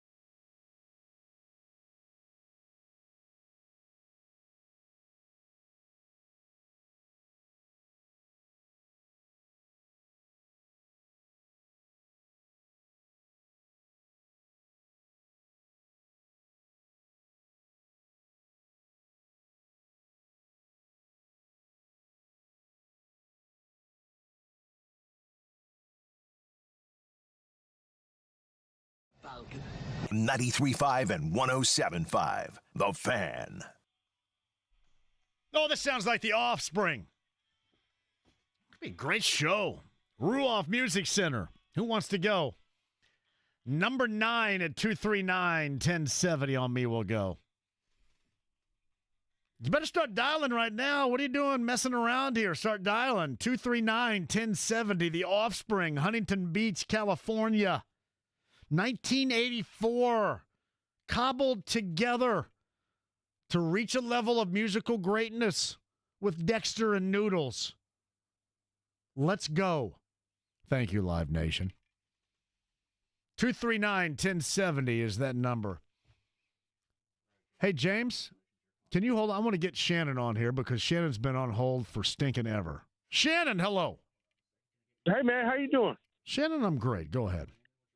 Hey, I was just calling about the, oh, man. Holy crap, you've been on hold for so damn long, you've forgotten why you called. Exactly. Yeah, I have. You want me to help you out here? You want to talk about the Colts and Richardson? All right, so you brought up Michigan earlier? Michigan. Yep. You want to talk about Dusty May in Michigan? Not Dusty May. You want to talk about forward. legalized weed in Michigan? The forward. The forward. Danny Wolf. Danny Wolf. There you go. Thank you. Okay. So you're bringing out Danny Wolf and how he fakes the yes. three-pointers and stuff, right? Am I wrong or right about that? I'd say you're right, but the bigger problem with Wolf is that he turns the ball over every damn time he gets the ball. So I don't think Purdue has a thing to worry about tonight. Yeah, well, I don't know if I'd go as far to say that. I think that he's a really good player. I just kind of made that observation about the three-pointer. It seems like he does a lot of shot faking from three that you kind of feel he's not willing to take that shot at that moment, and that gets the defense oftentimes off balance. So I guess what I'm trying to suggest, if you stay down, and then you're more apt to keep him in front of you. That may not be even anything that is true, but that's something when I watch them that I notice. But they are a unique team because you don't normally see this really on any level of basketball going with the too big philosophy as Dusty does. Yeah, you just caught me a little impromptu. You're way better at impromptu than me. I was just going to say I'm from Champaign, Illinois, and been in Indy for 11 years, big-time Michigan fan, been watching Wolf for a long time, and he was great. Besides, like, best thing since sliced bread, 15, 17 games in, and now he's, like, terrible. So. Yeah, it did seem like he hit a bit of a rough patch. I would agree with you there. But right, thanks, thank you very much, Shannon. I appreciate it. He is a skilled player. Don't get me wrong. 9 o'clock later on tonight. You're not going to get that type of breakdown and evaluation. I did go over a lot of things that maybe I thought he was talking about in referencing Michigan right there. Jennifer, also known as Gritty, writes this. The Big Ten tournament should always be in Indy. Let me tell you this, Grit, you're 100% accurate. Unfortunately, it's going to end up in L.A., it's going to end up in Portland, it's going to end up in Seattle. But you're right. I went for the first time yesterday. It was fantastic. You can walk everywhere, and the weather is beautiful. Yep. 100%. James, we got a bracket challenge that's up right now, too? Yes, we do. I just posted the link for it. It's our men's 2025 bracket challenge. Pretty sure, like last year, we'll be doing a bar restock for whoever wins. Oh, yeah. I can find some bar stuff. Oh, yeah. So the brackets obviously aren't set yet, but you can go ahead, click the link, get signed up, and then when the Selection Sunday comes around, brackets are available. You can go ahead and fill out your bracket. And they are playing against the lovely ladies, aren't they? They are indeed. Lindsay Monroe and the Queen of Ice Cream, Gina Claros. Oh, and now working at Wish TV Channel 8, ensuring that 5 more people are watching her now than were watching her do the news while she worked at Handles.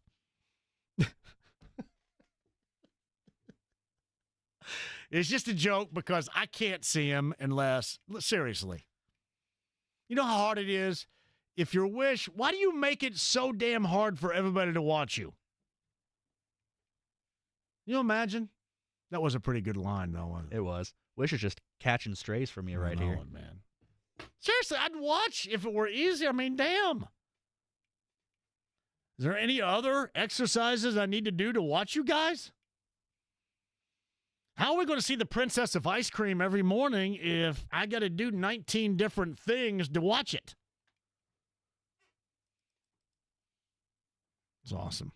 JMV, I've been listening to your show diligently since I moved to Indy from Marion in 2014, and I'll be damned if I've never gotten through on your phones for any tickets. Sorry. It's Joseph Fittenfaust, who he knows I like him a great deal. All right, Whiskey running wild over UCLA. Michigan State a winner earlier today. Night session coming up at 6:30. Maryland, Illinois, nightcap, Purdue, Michigan. Got you covered right here. Gorman, Matt Taylor. Last word preview on the other side. Don Fisher, 30 minutes away. Sit tight. 93.5, 107.5 The Fan.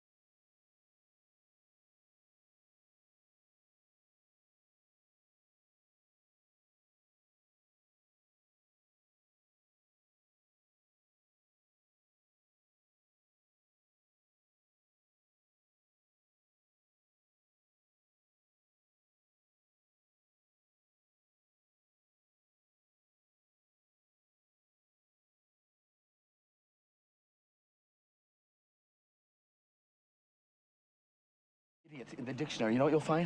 Picture me? No!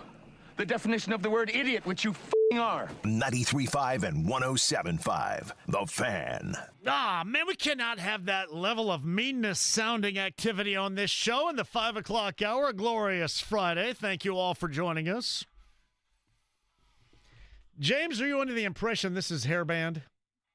According to the playlist I'm in, This is about not as hairband as... Like, play Luther Vandross. That is more hairband than this. Who's making the rules of what you play over there on your desktop? I pick a random playlist that kind of vibes with the genre that we're trying to hit, and then just go down. And listen, the activity from you is there, but who is giving you the guidance on this? Because I think this is a profoundly Spotify, inaccurate. I think this is a Spotify auto-generated playlist. Oh, really? Yeah. That's why you got to go with real people. I try to generally, but I just clicked on because this one. That's complete jackassery. This is not even in the neighborhood of hairband action. I do love Joan Jett, don't get me wrong.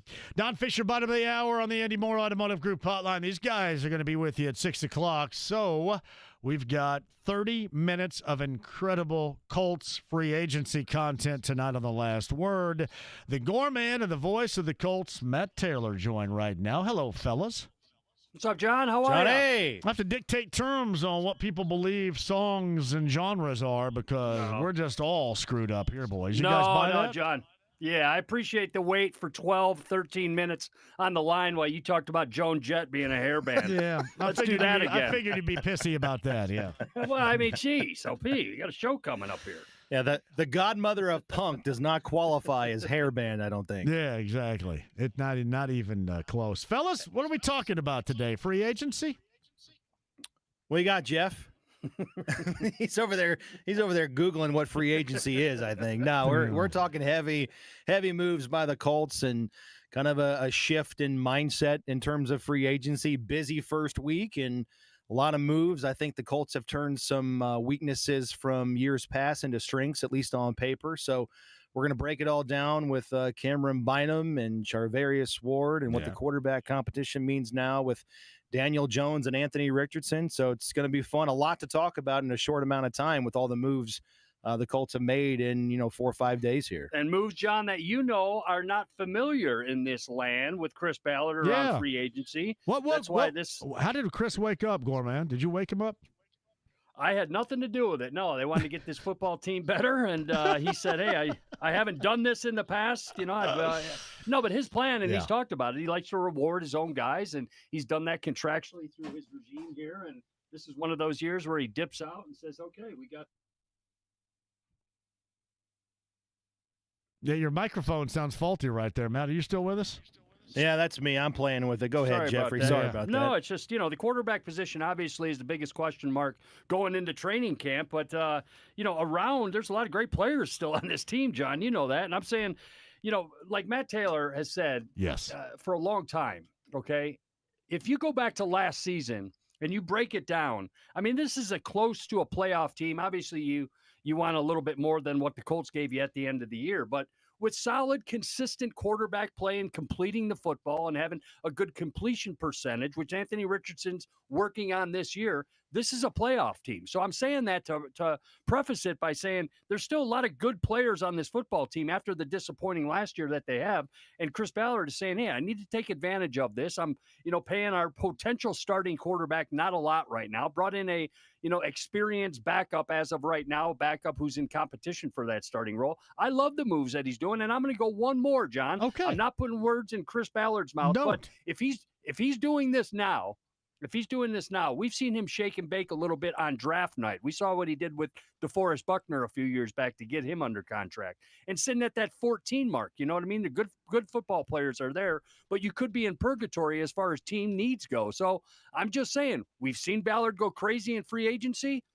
Could it continue on to draft night and him wheeling and dealing to get more talent in here? I don't know, John. I'm going to say this. I'm encouraged so far.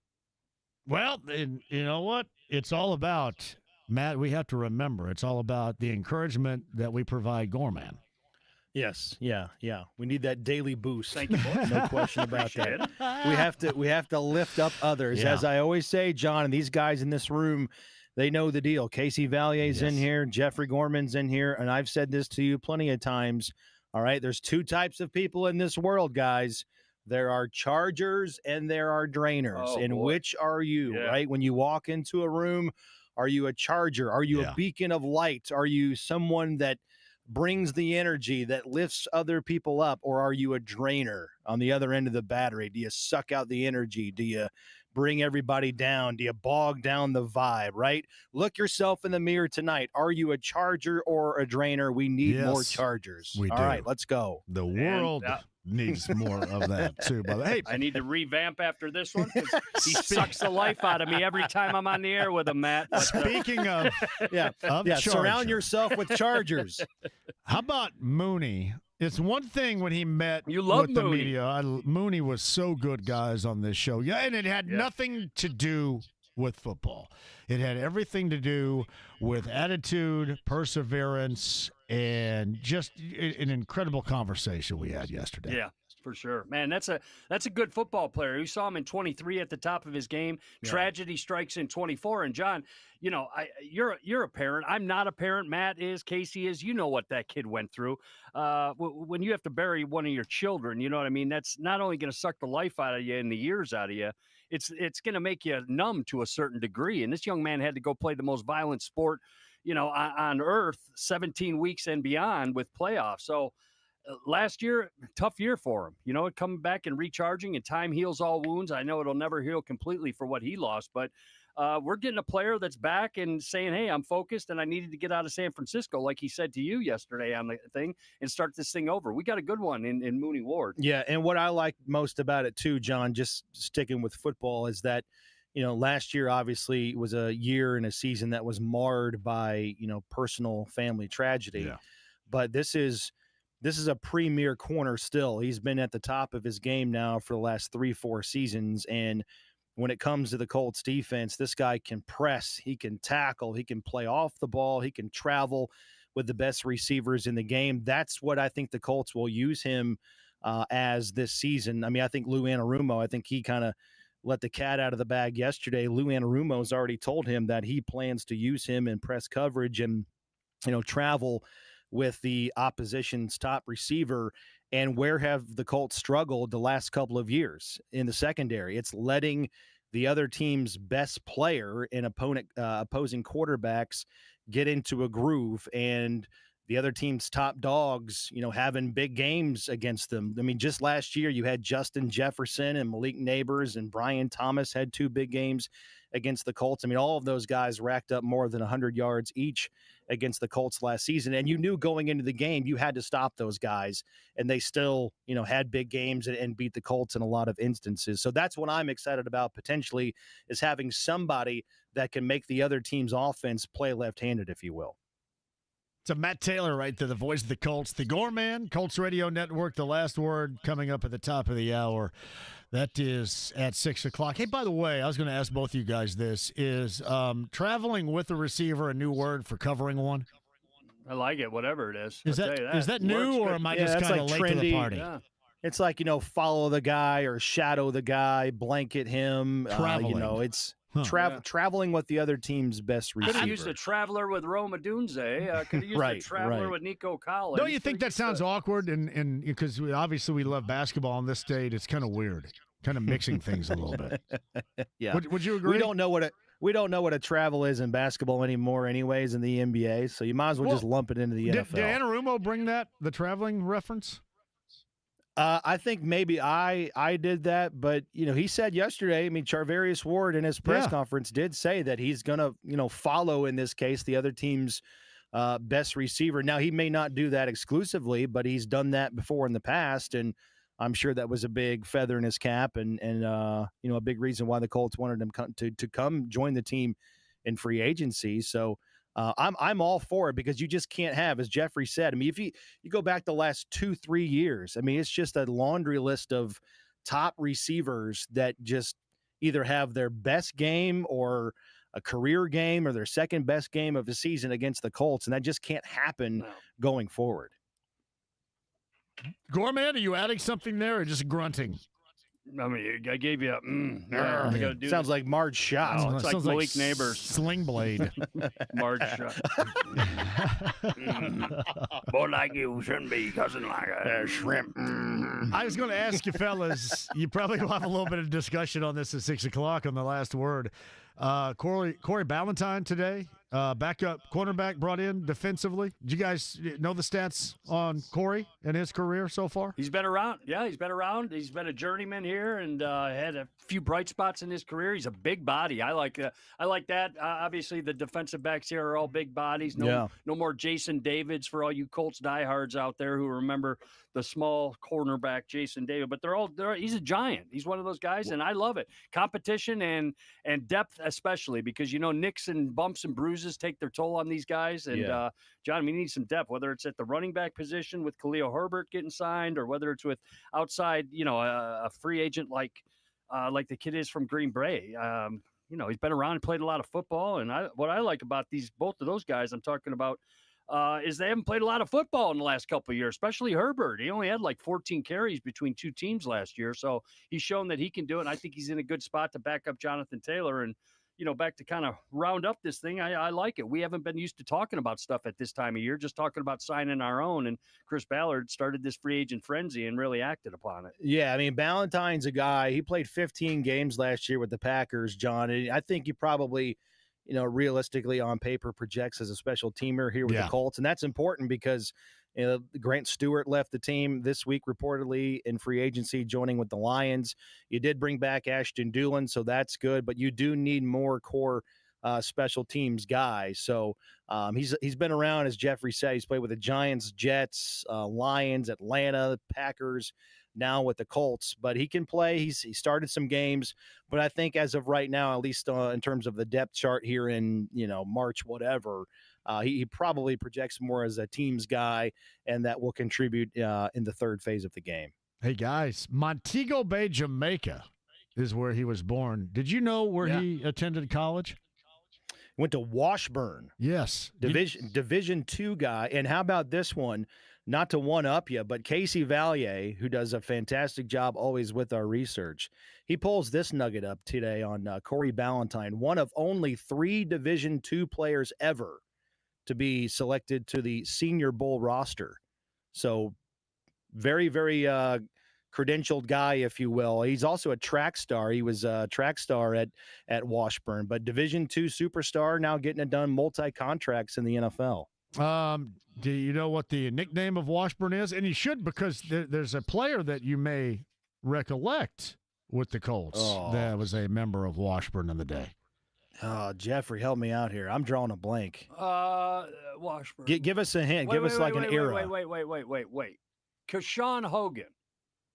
No, he went to Marion. He's a local kid. He went to Warren Central. There's what I had for you.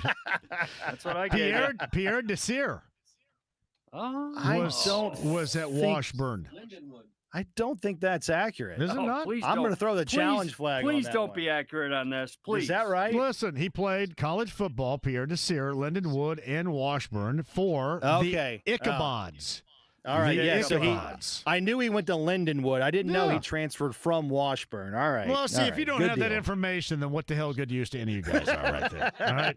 Come on. I know. Might as well just close up shop right now and start the weekend early. Hey, by the way, what are we doing both in studio right now? It's 75 degrees. Yeah. I mean, we should be at the Longacre, the Colonial Inn, or Wordy's World or something. What are we doing? Can you imagine how drunk I'd be at this time of day had I been out today? It's incredible. Oh, God. I'm so glad. I wish you were on location. We would have joined you there, but we got to talk moves, man. Yeah. Wesley French is back as a Colt, so we're going to let you people know about it, and, that's what we do at 6 o'clock.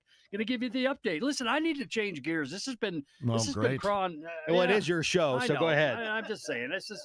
We know who you are, John. Everyone who's listening right now knows who you are. Basketball short guy. You go to the church gym at night. Did you say basketball? Oh, basketball shorts guy. I'm not anymore. Short guy. I wear skinny. Whatever. I wear skinny jeans like you do now. Okay, and we know you. I've gone complete. I've gone complete douche. Cup of cottage cheese. You're all bought in. Couple of flakes of tuna, and then off you go. We get it, okay? Here's what I need from you, okay? Yeah.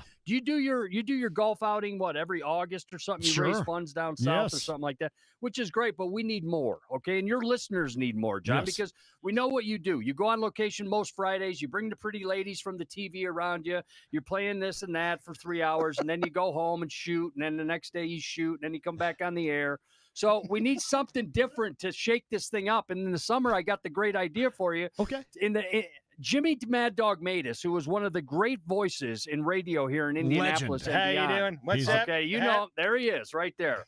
He wrestled a grizzly bear when he was on the air. Yeah. Okay, he wrestled a grizzly bear, and it was the only grizzly bear you could wrestle without a muscle or a muzzle. Yeah, you need muscles to wrestle. Yeah, you need a muscle, bear. but this thing didn't have a muzzle. Why don't you get in the cage with a grizzly bear, and that thing will go viral? You actually can, get people talking to you about it in a positive sense for the first time in a long time. Wrestle this stinking bear, John, this summer. Put it on. Get with your people. I'll be there. I'll put up a purse for you. A bear? It's either you or the bear that's going to take the purse. So what do you think? I don't want to wrestle a bear. What the hell would I want to wrestle a bear about?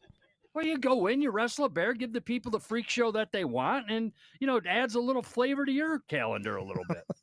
Yeah. I just want somebody to wrestle a stinking bear like Jimmy Mad Dog Matus.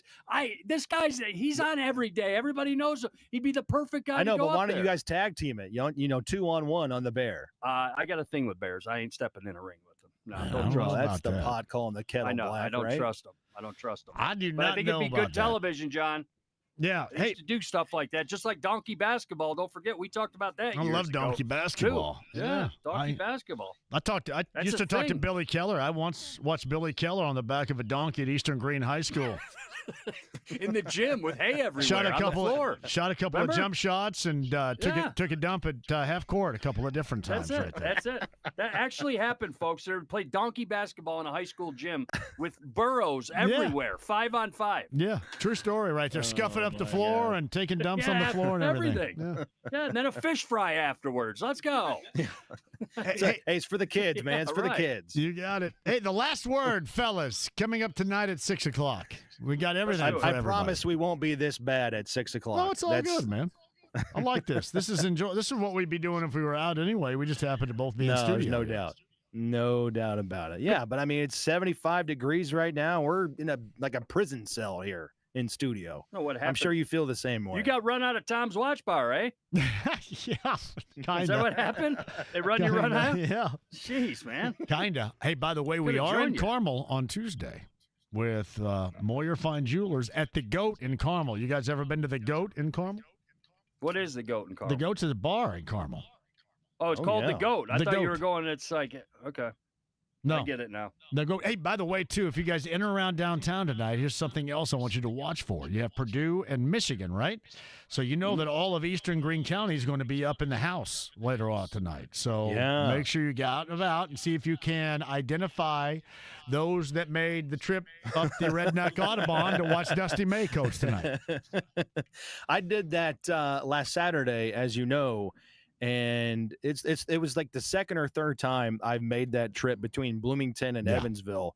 And I mean, you can count the gas stations on one hand, brother. Yeah, I know. Like you better have fuel if you're going to make that trek, because otherwise you're on the side of the road and you're calling AAA. It is, and they're like not getting to you for a while. If you've ever, I know Gorman has a bunch of times. If you've ever made the swingers run between Vegas and L.A., that's kind of what very similar. That is kind of what it's like right there, because in between that you got Baker, California is like the lone stop, and I think maybe Washington is one of the few stops on the Redneck Audubon going to Evansville. Yep. I think there's one right off the road in Odin, which I know you know well. Scotland, Indiana has one right there. Yep. Maybe Jasper. Yep. I don't know if there's a Jasper exit, but I saw a sign for Jasper. You got to drive a little bit to find it there. Yeah, you do. There's no do doubt. That's a Skinnerd live. That's a whole Skinnerd live show for you from 74 in Pensacola. There's no doubt, but it is tough to get gas on the Redneck Audubon. By the way, you and Tom Crean for the OVC title, awesome, well done. Thank you very much. It was a blast. I had never been to the Ford Center. I had never worked with Tom, so to meet him and to work with him, it was great. By I'd say like the 12-minute timeout of the first half, I think we found our groove. It was very, very fun, very enjoyable. He was nice, very friendly. It was awesome experience. We And Matt brought you Taylor, up as too. So John, Yeah. I know he did. Talked him up well. Matt Taylor is a crazed fan when it comes to Indiana hoops. You know that. I know So he is. Yeah. He puts Tom Crean in the. He coached Indiana basketball. So I'm saying, like, this is a dream come true for you. Like, It this was is cool. the guy that Yeah, it was you cool. go there and you sit next to one of these guys that you look up to and were rooting on as a kid, as a youngster, and then you sit down with them and call a game. Who, by the way, Tom Crean called, if I remember correctly, one of the most prepared, if I've ever seen in my life, as far as play-by-play guys, Matt Taylor. I'm like, yeah, that fits the bill. That's him. Hey, Matt, who's going to coach the Hoosiers in closing here? Oh man, I have no idea. The guy who just got canned from Iowa. That's what I was thinking Welcome too. him in. No, Why not? Fran Jeff McCaffrey, Kahn, because yeah. then you McCaffrey. can have all the McCaffreys in Indiana now. That's right. Yeah, all yeah. of them can be here. That's what I was thinking Converted too. Fran Hoosiers. McCaffrey. That's well done out of you, Gorman. Good call. How about that? Yeah, I don't know. I don't know what they're going to do, where they're going to go, and if they're postseason bound or what. But it's definitely going to be interesting, and for the fourth straight year, it's going to be a new cast of characters down there. So at the very least, it's interesting. It's always new and fresh. There's no doubt about that. Yeah, it's Gorman and Matt Taylor right there. The last word, fellas, coming up at 6:00 tonight. Correct? Yes, sir. Yes, sir. Going to give you a lot of tidbits, a lot of nuggets. Hey, you Spencer Schrader fans out there, you're going to want to listen. Oh man, what is a year without him coming in as your competition at kicker?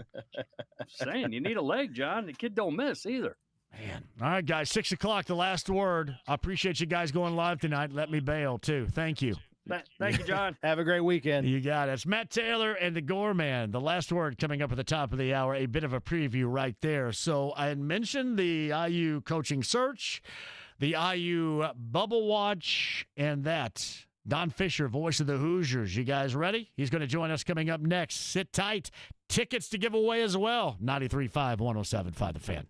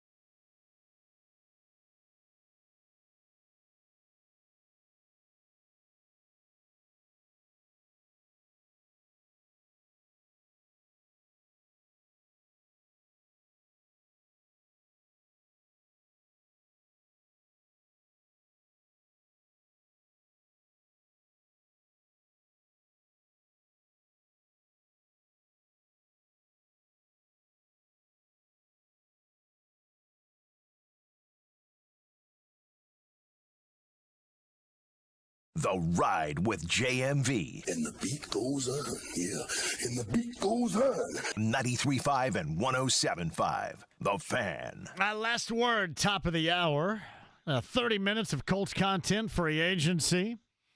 A lot of those they're bringing in, meeting with the media. If you missed Mooney on the show yesterday, Javarius Ward was awesome. Podcast 1075thefan.com. Big Ten Conference Tournament continues downtown at Gainbridge Fieldhouse. That means the Pacers on the road. They go back-to-back tonight in Philly, where there basically is nobody available to play in Philly tonight. And if they lose that game, it is going to be a monumental rip job performed on them, regardless of date and time. First of two on the road, Milwaukee in a rematch of the Tuesday game coming up tomorrow night. Again, both games right here on The Fan. 6:30 coverage begins here with the pregame show tonight in Philly. And then 7 o'clock is that tip time. Again, Pacer Hoops follows the last word. You have the nighttime session of the quarterfinals of the Big Ten Conference Tournament. Maryland, Illinois. And on the inbound would be Eastern Greene County, so be prepared downtown because you're going to have Purdue and Michigan. And Eastern Greene's going to be checking out Dusty May as the head coach of Michigan in that nightcap tonight at 9 o'clock. Meantime, on the Andy Moore Automotive Group hotline, our friend of the show who will be dining, I should say not dining. He'll be dining. Susie will be dining. Chris Hagan's going to be dining. But me, I'll be drinking tonight at our table down in Bargersville. Don Fisher joins us now. I shall be drinking. Why will you not be eating? Well, because, I love the food's great there, but I'm still trying to keep the hammer down, if that makes sense to you. A little bit. Yeah, you're trying to be gaunt. Yeah, I'm not trying to be gaunt. I'm just trying to make sure I maintain and get to a goal, I guess. But, hey, I was in there last Friday. I talked to Joe a significant period of time last Friday. Oh, cool. Yeah. So watch a little hoop. Actually, I was watching Purdue and Illinois and was in there for a little bit, sat at the bar, hung out, and we'll be doing that. Now I get out of here at 6, so I'll be riding hot down there to meet you coming up here after that. And Hagan says he's in, so Hagan's going to make his initial appearance down there tonight. Well, I'm looking forward to that because here's what what I'm really looking for. What's that? When he says he's got to go up and go to the bathroom and then he never comes back. The Hagan stealth move. He will not do that to you, though. Has he ever done that to you? No. And but we've never been out to dinner together either. No, man, he won't do that to you. I promise. You're too legendary. He just does that to my ass all the time. All the time. Has he just gotten tired of hearing you talk? No. At one time, I think he wanted to wiggle out of a Hean and Sheehan situation and left me with the Sheehan part, and I wasn't too appreciative of that. Nor was the Sheehan. I do. Yeah, so I went, come on, man. Yeah, just bailed like that. But no, we'll have a hell of a time at our table down in Bargersville later on tonight. Should be cool. Should be fun. It'll be much more enjoyable than it was yesterday. So I was in the house yesterday. You and Eric and John obviously had the call, that Big Ten Conference Tournament game, the loss to Oregon. And Don, I thought that a lot of what went down was basically in a thumbnail sketch, a lot of what we have witnessed over the long haul of this season. Yeah, I mean, to me, yesterday was just another one of those games in which we just couldn't finish. We couldn't put together any kind of a run at the end. And it was disappointing. I don't think there's any doubt about that. I think the players were disappointed. But I give Oregon a lot of credit, too. I mean, Woodson obviously did that several times in the postgame, giving them a lot of credit for what Dana Altman had done execution-wise with his team and what they were able to do defensively to shut down a couple of different guys in our ball club. Obviously, Luke Goody had really a disappointing performance for him yesterday, because he couldn't get loose to shoot any clean shots. And when he did have opportunities there toward the end, of course, they were forced. So that's never a good thing. But but I think the difference in yesterday's ball game from the first time that Indiana played against them, they already knew what Indiana was all about, and they were prepared for whatever Indiana tried to do in that contest. And I think it points out to that this Indiana basketball team, despite the fact that they were touted as one of the best in the country coming into the season and would be a team that would contend for the Big Ten, that was never the case. These guys, some of these guys, I don't think ever really bought in, if you know what I mean. And I'm talking about the transfer portal players and the freshmen in Tucker. I think those guys, from the very beginning, had a tough time adapting and coalescing into the chemistry that you have to have if you're going to be a contender. And I think that was an ongoing issue throughout this season. So Don Fisher, voice of the Hoosiers on the Andy Moore Automotive Group hotline. Don, you and I have discussed this for a long time. It is an exceptionally delicate balance, and especially in Bloomington with that team, to make sure you get those that recognize and know and to certainly a degree respect, while also going out there and getting players like everybody else is right now in this era of the NIL. It is a delicate balance, but it's one that has to be followed, and clearly you had the wrong combination, one of which they thought was right at the beginning of the year. Yeah, I mean, look, when you go to the transfer portal, and I'll tell you this, because I think this is something that Curt Cignetti did at the very beginning. When he evaluated players to bring in, he evaluated players' character first. That was the most important thing to him. If they don't have the kind of character I'm looking for, then I'm not going to recruit them. And I don't know that we looked at the character of this basketball team in that way. I think we tried to take the best players that were available at the time, and there's no doubt they got, the guys that were ranked pretty high in the transfer portal, but did they check to see all the other issues? Were these guys adaptable to where you could coach them, and did it feel right? Was the personality, did that all those things mesh? I don't know if it was evaluated that way. My gut feeling is it was not, and I'm not saying anything negative here. I'm just simply saying, did you look at character first, and did you look second to if these guys buy in, along with the fact that you are buying them? So I don't know that worked the way that Indiana folks hoped it would. And obviously it didn't work that way from a results standpoint. Yeah, you can have all the money of NIL, put it together, and still have it do what it did to IU this season, clearly. And that's what you have to be on the lookout for, another layer of that. Voice of the Hoosiers, Don Fisher, with us. So what do you think this team is right now as far as the bubble is concerned? I don't think they're in. I think that they – and Lenardi doesn't have them in right now. Last four out, I think, is the last thing I saw. That was yesterday or last evening. I haven't seen anything today, and I haven't watched television today. I haven't looked at anything today other than the golf course. So I really, from my standpoint, I think Indiana's in real trouble here. I'm not saying that they can't get in, that the committee can't pick them. I'm simply saying I don't see it right now. And yesterday's loss was a much worse loss than what we saw in the first matchup with Oregon. So, I can't say that I think they're in. I hope they get in for the players' sake. I really do. But I don't know that it's going to happen. As of right now, Lenardi has them as a part of the first four out, not the first out. That is Boise State. They would be the second of the first four out. Texas is losing right now to Tennessee, but obviously Tennessee is a quad one. Texas is, according to Lenardi, the last team in. Xavier's already lost. He has them as a member of the last four in. Carolina, they're going to go up against a Duke team. It's going to be its best player tonight, so that's going to be problematic. And then San Diego State as well. So I would tend to agree with you that unfortunately they played their way right off the bubble yesterday. Yeah, I mean.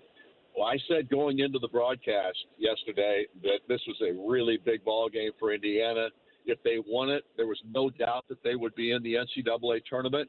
If they lost it, they would be back in that bubble area again, which, can factor in for a lot of different ball clubs in a lot of different ways. And in my opinion, they didn't earn their way in based on what we saw yesterday. And that doesn't mean that they can't still make it, and I hope they do. Hey, Don, let's just say they don't make it, which is what it looks like right now. They're not going to be in any of these postseason tournaments, right? They're just done, hanging it up and over? As far as I know, they will not be playing after today's ball game if they're not selected to the NCAA tournament. That's the way it was last year, if you remember. Yep. And I don't think things have changed in that regard, especially with the resignation of the head coach. That's Don Fisher, voice of the Hoosiers on the Andy Moore Automotive Group hotline. So you're following a lot. My theory is this, because I know how much you like to talk to him because he's much different to you in pregame situations than he is as the coach on the sideline. How about Fran McCaffrey to Bloomington? You can have the entire McCaffrey family here in Indiana. What do you think? Well, I haven't seen anything today, John. He didn't get let go by Iowa. He is, I think it's not been concrete, but according to sources, they are parting ways, or he is being dismissed as the head coach at Iowa, which, adds some layers, some wrinkles, if you will, to the whole coaching situation, I would guess, to IU. I don't know how much of an impact it's going to have because really nobody but Scott Dolson knows the direction in which they're going right now. But many people that follow this much closer than we do believe that there could be some impact there. Yeah, and I hear the rumors that everybody else hears too. And yeah, with McCaffrey out, that could take away one of the supposed candidates for this Indiana basketball team. So. Yeah. And I'm not going there because I don't want to start rumors myself because I don't know that much about it. And as you know, John, I could care less at this juncture. I don't go to social media for anything. And from my standpoint, this is all on Scott Dolson right now.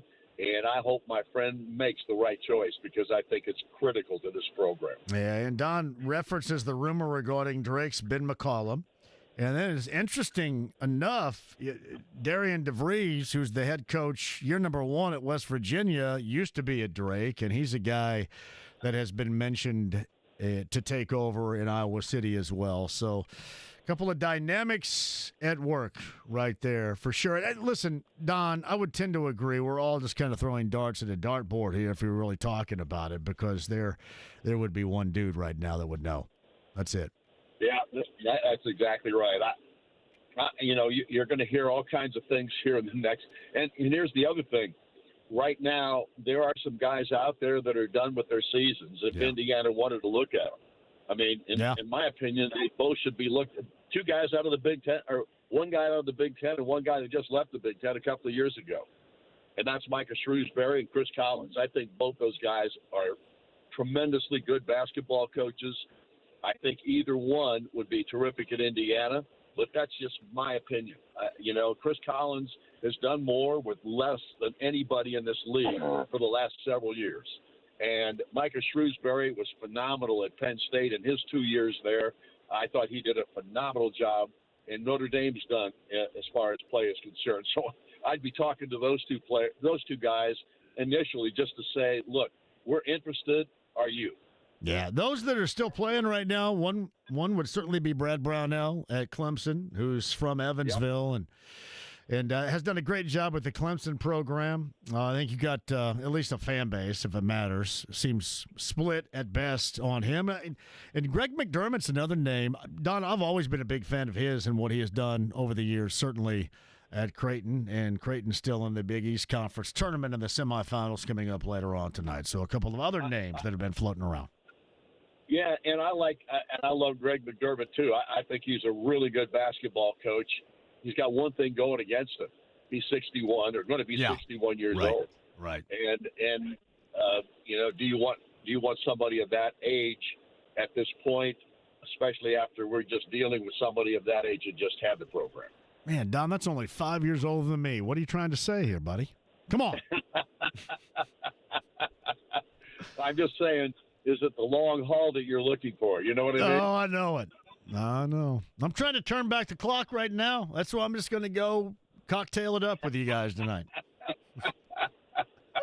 I'm going to see if I can get you a piece of bread.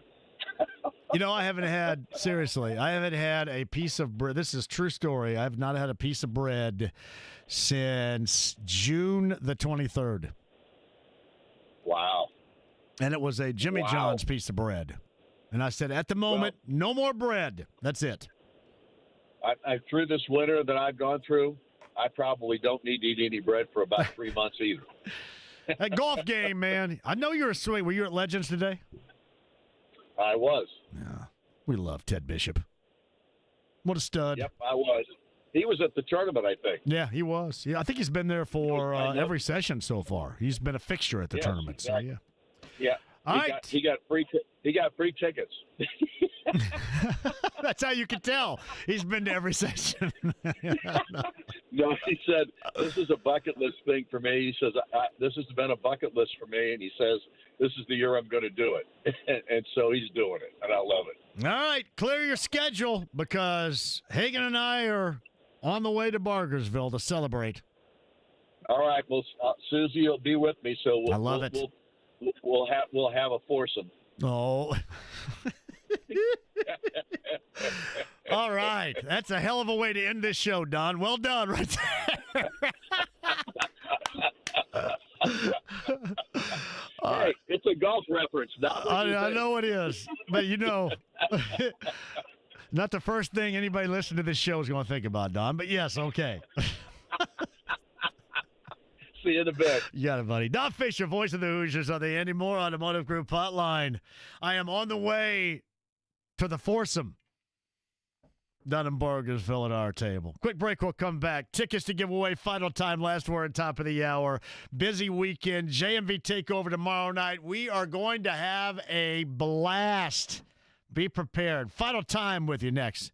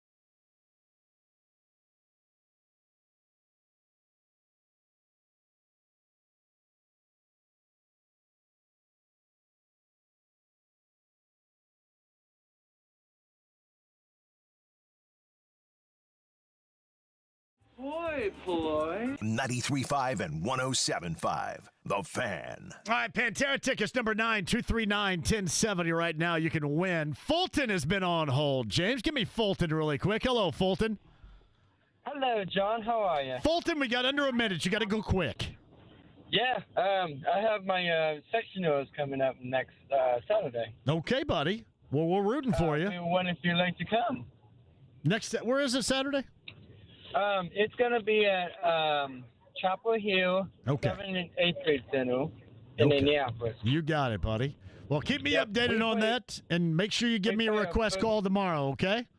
Yep, we play our first game at 11 o'clock, and then we play, if we win our first game, we play the second game at 2. If we win both games, we go to state. Hey, Fulton, thank you for the call tomorrow night, buddy. All right, sounds good, John. Jim at 239-1070. Really quick, Jim, and then I got to run. Go ahead, Jim. Sorry about that. James is doing 19 things at once. Hello, Jim. Thank you, John, for your coverage of college basketball. All us college basketball fans here in the state of Indiana, this is Disneyland for us. So your interviews have been spectacular. Thank you, buddy. Coach Matt Graves, Rob Blackman, Bobby Buckets, Coach Matt Painter. Of course, the great Don Fisher, but your best guest of them all is even better than the great Don Fisher is Brian Evans. B. Evans. Hey, Jim, thank you very much for the call, man. Have a great weekend, and thank you for the kind words. Thank you, Jim. All right. Got the second half of the day in quarterfinal round action at Cambridge Fieldhouse. You guys ready? Illinois, Maryland, tips at 6:30, followed by Purdue and Michigan. If you see anybody from GC, make sure they know we've been talking about them today. 9 o'clock tonight for the Boilers and the Wolverines. James, great job out of you. I'm going down to Bargersville to check out our foursome. Get the last word live in studio with Matt and Gorman coming up next. Pacer pregame at 6:30. Tip time in Philly tonight at 7. Enjoy. JMV Takeover tomorrow night on B105.7 starts at 6. Have a great weekend.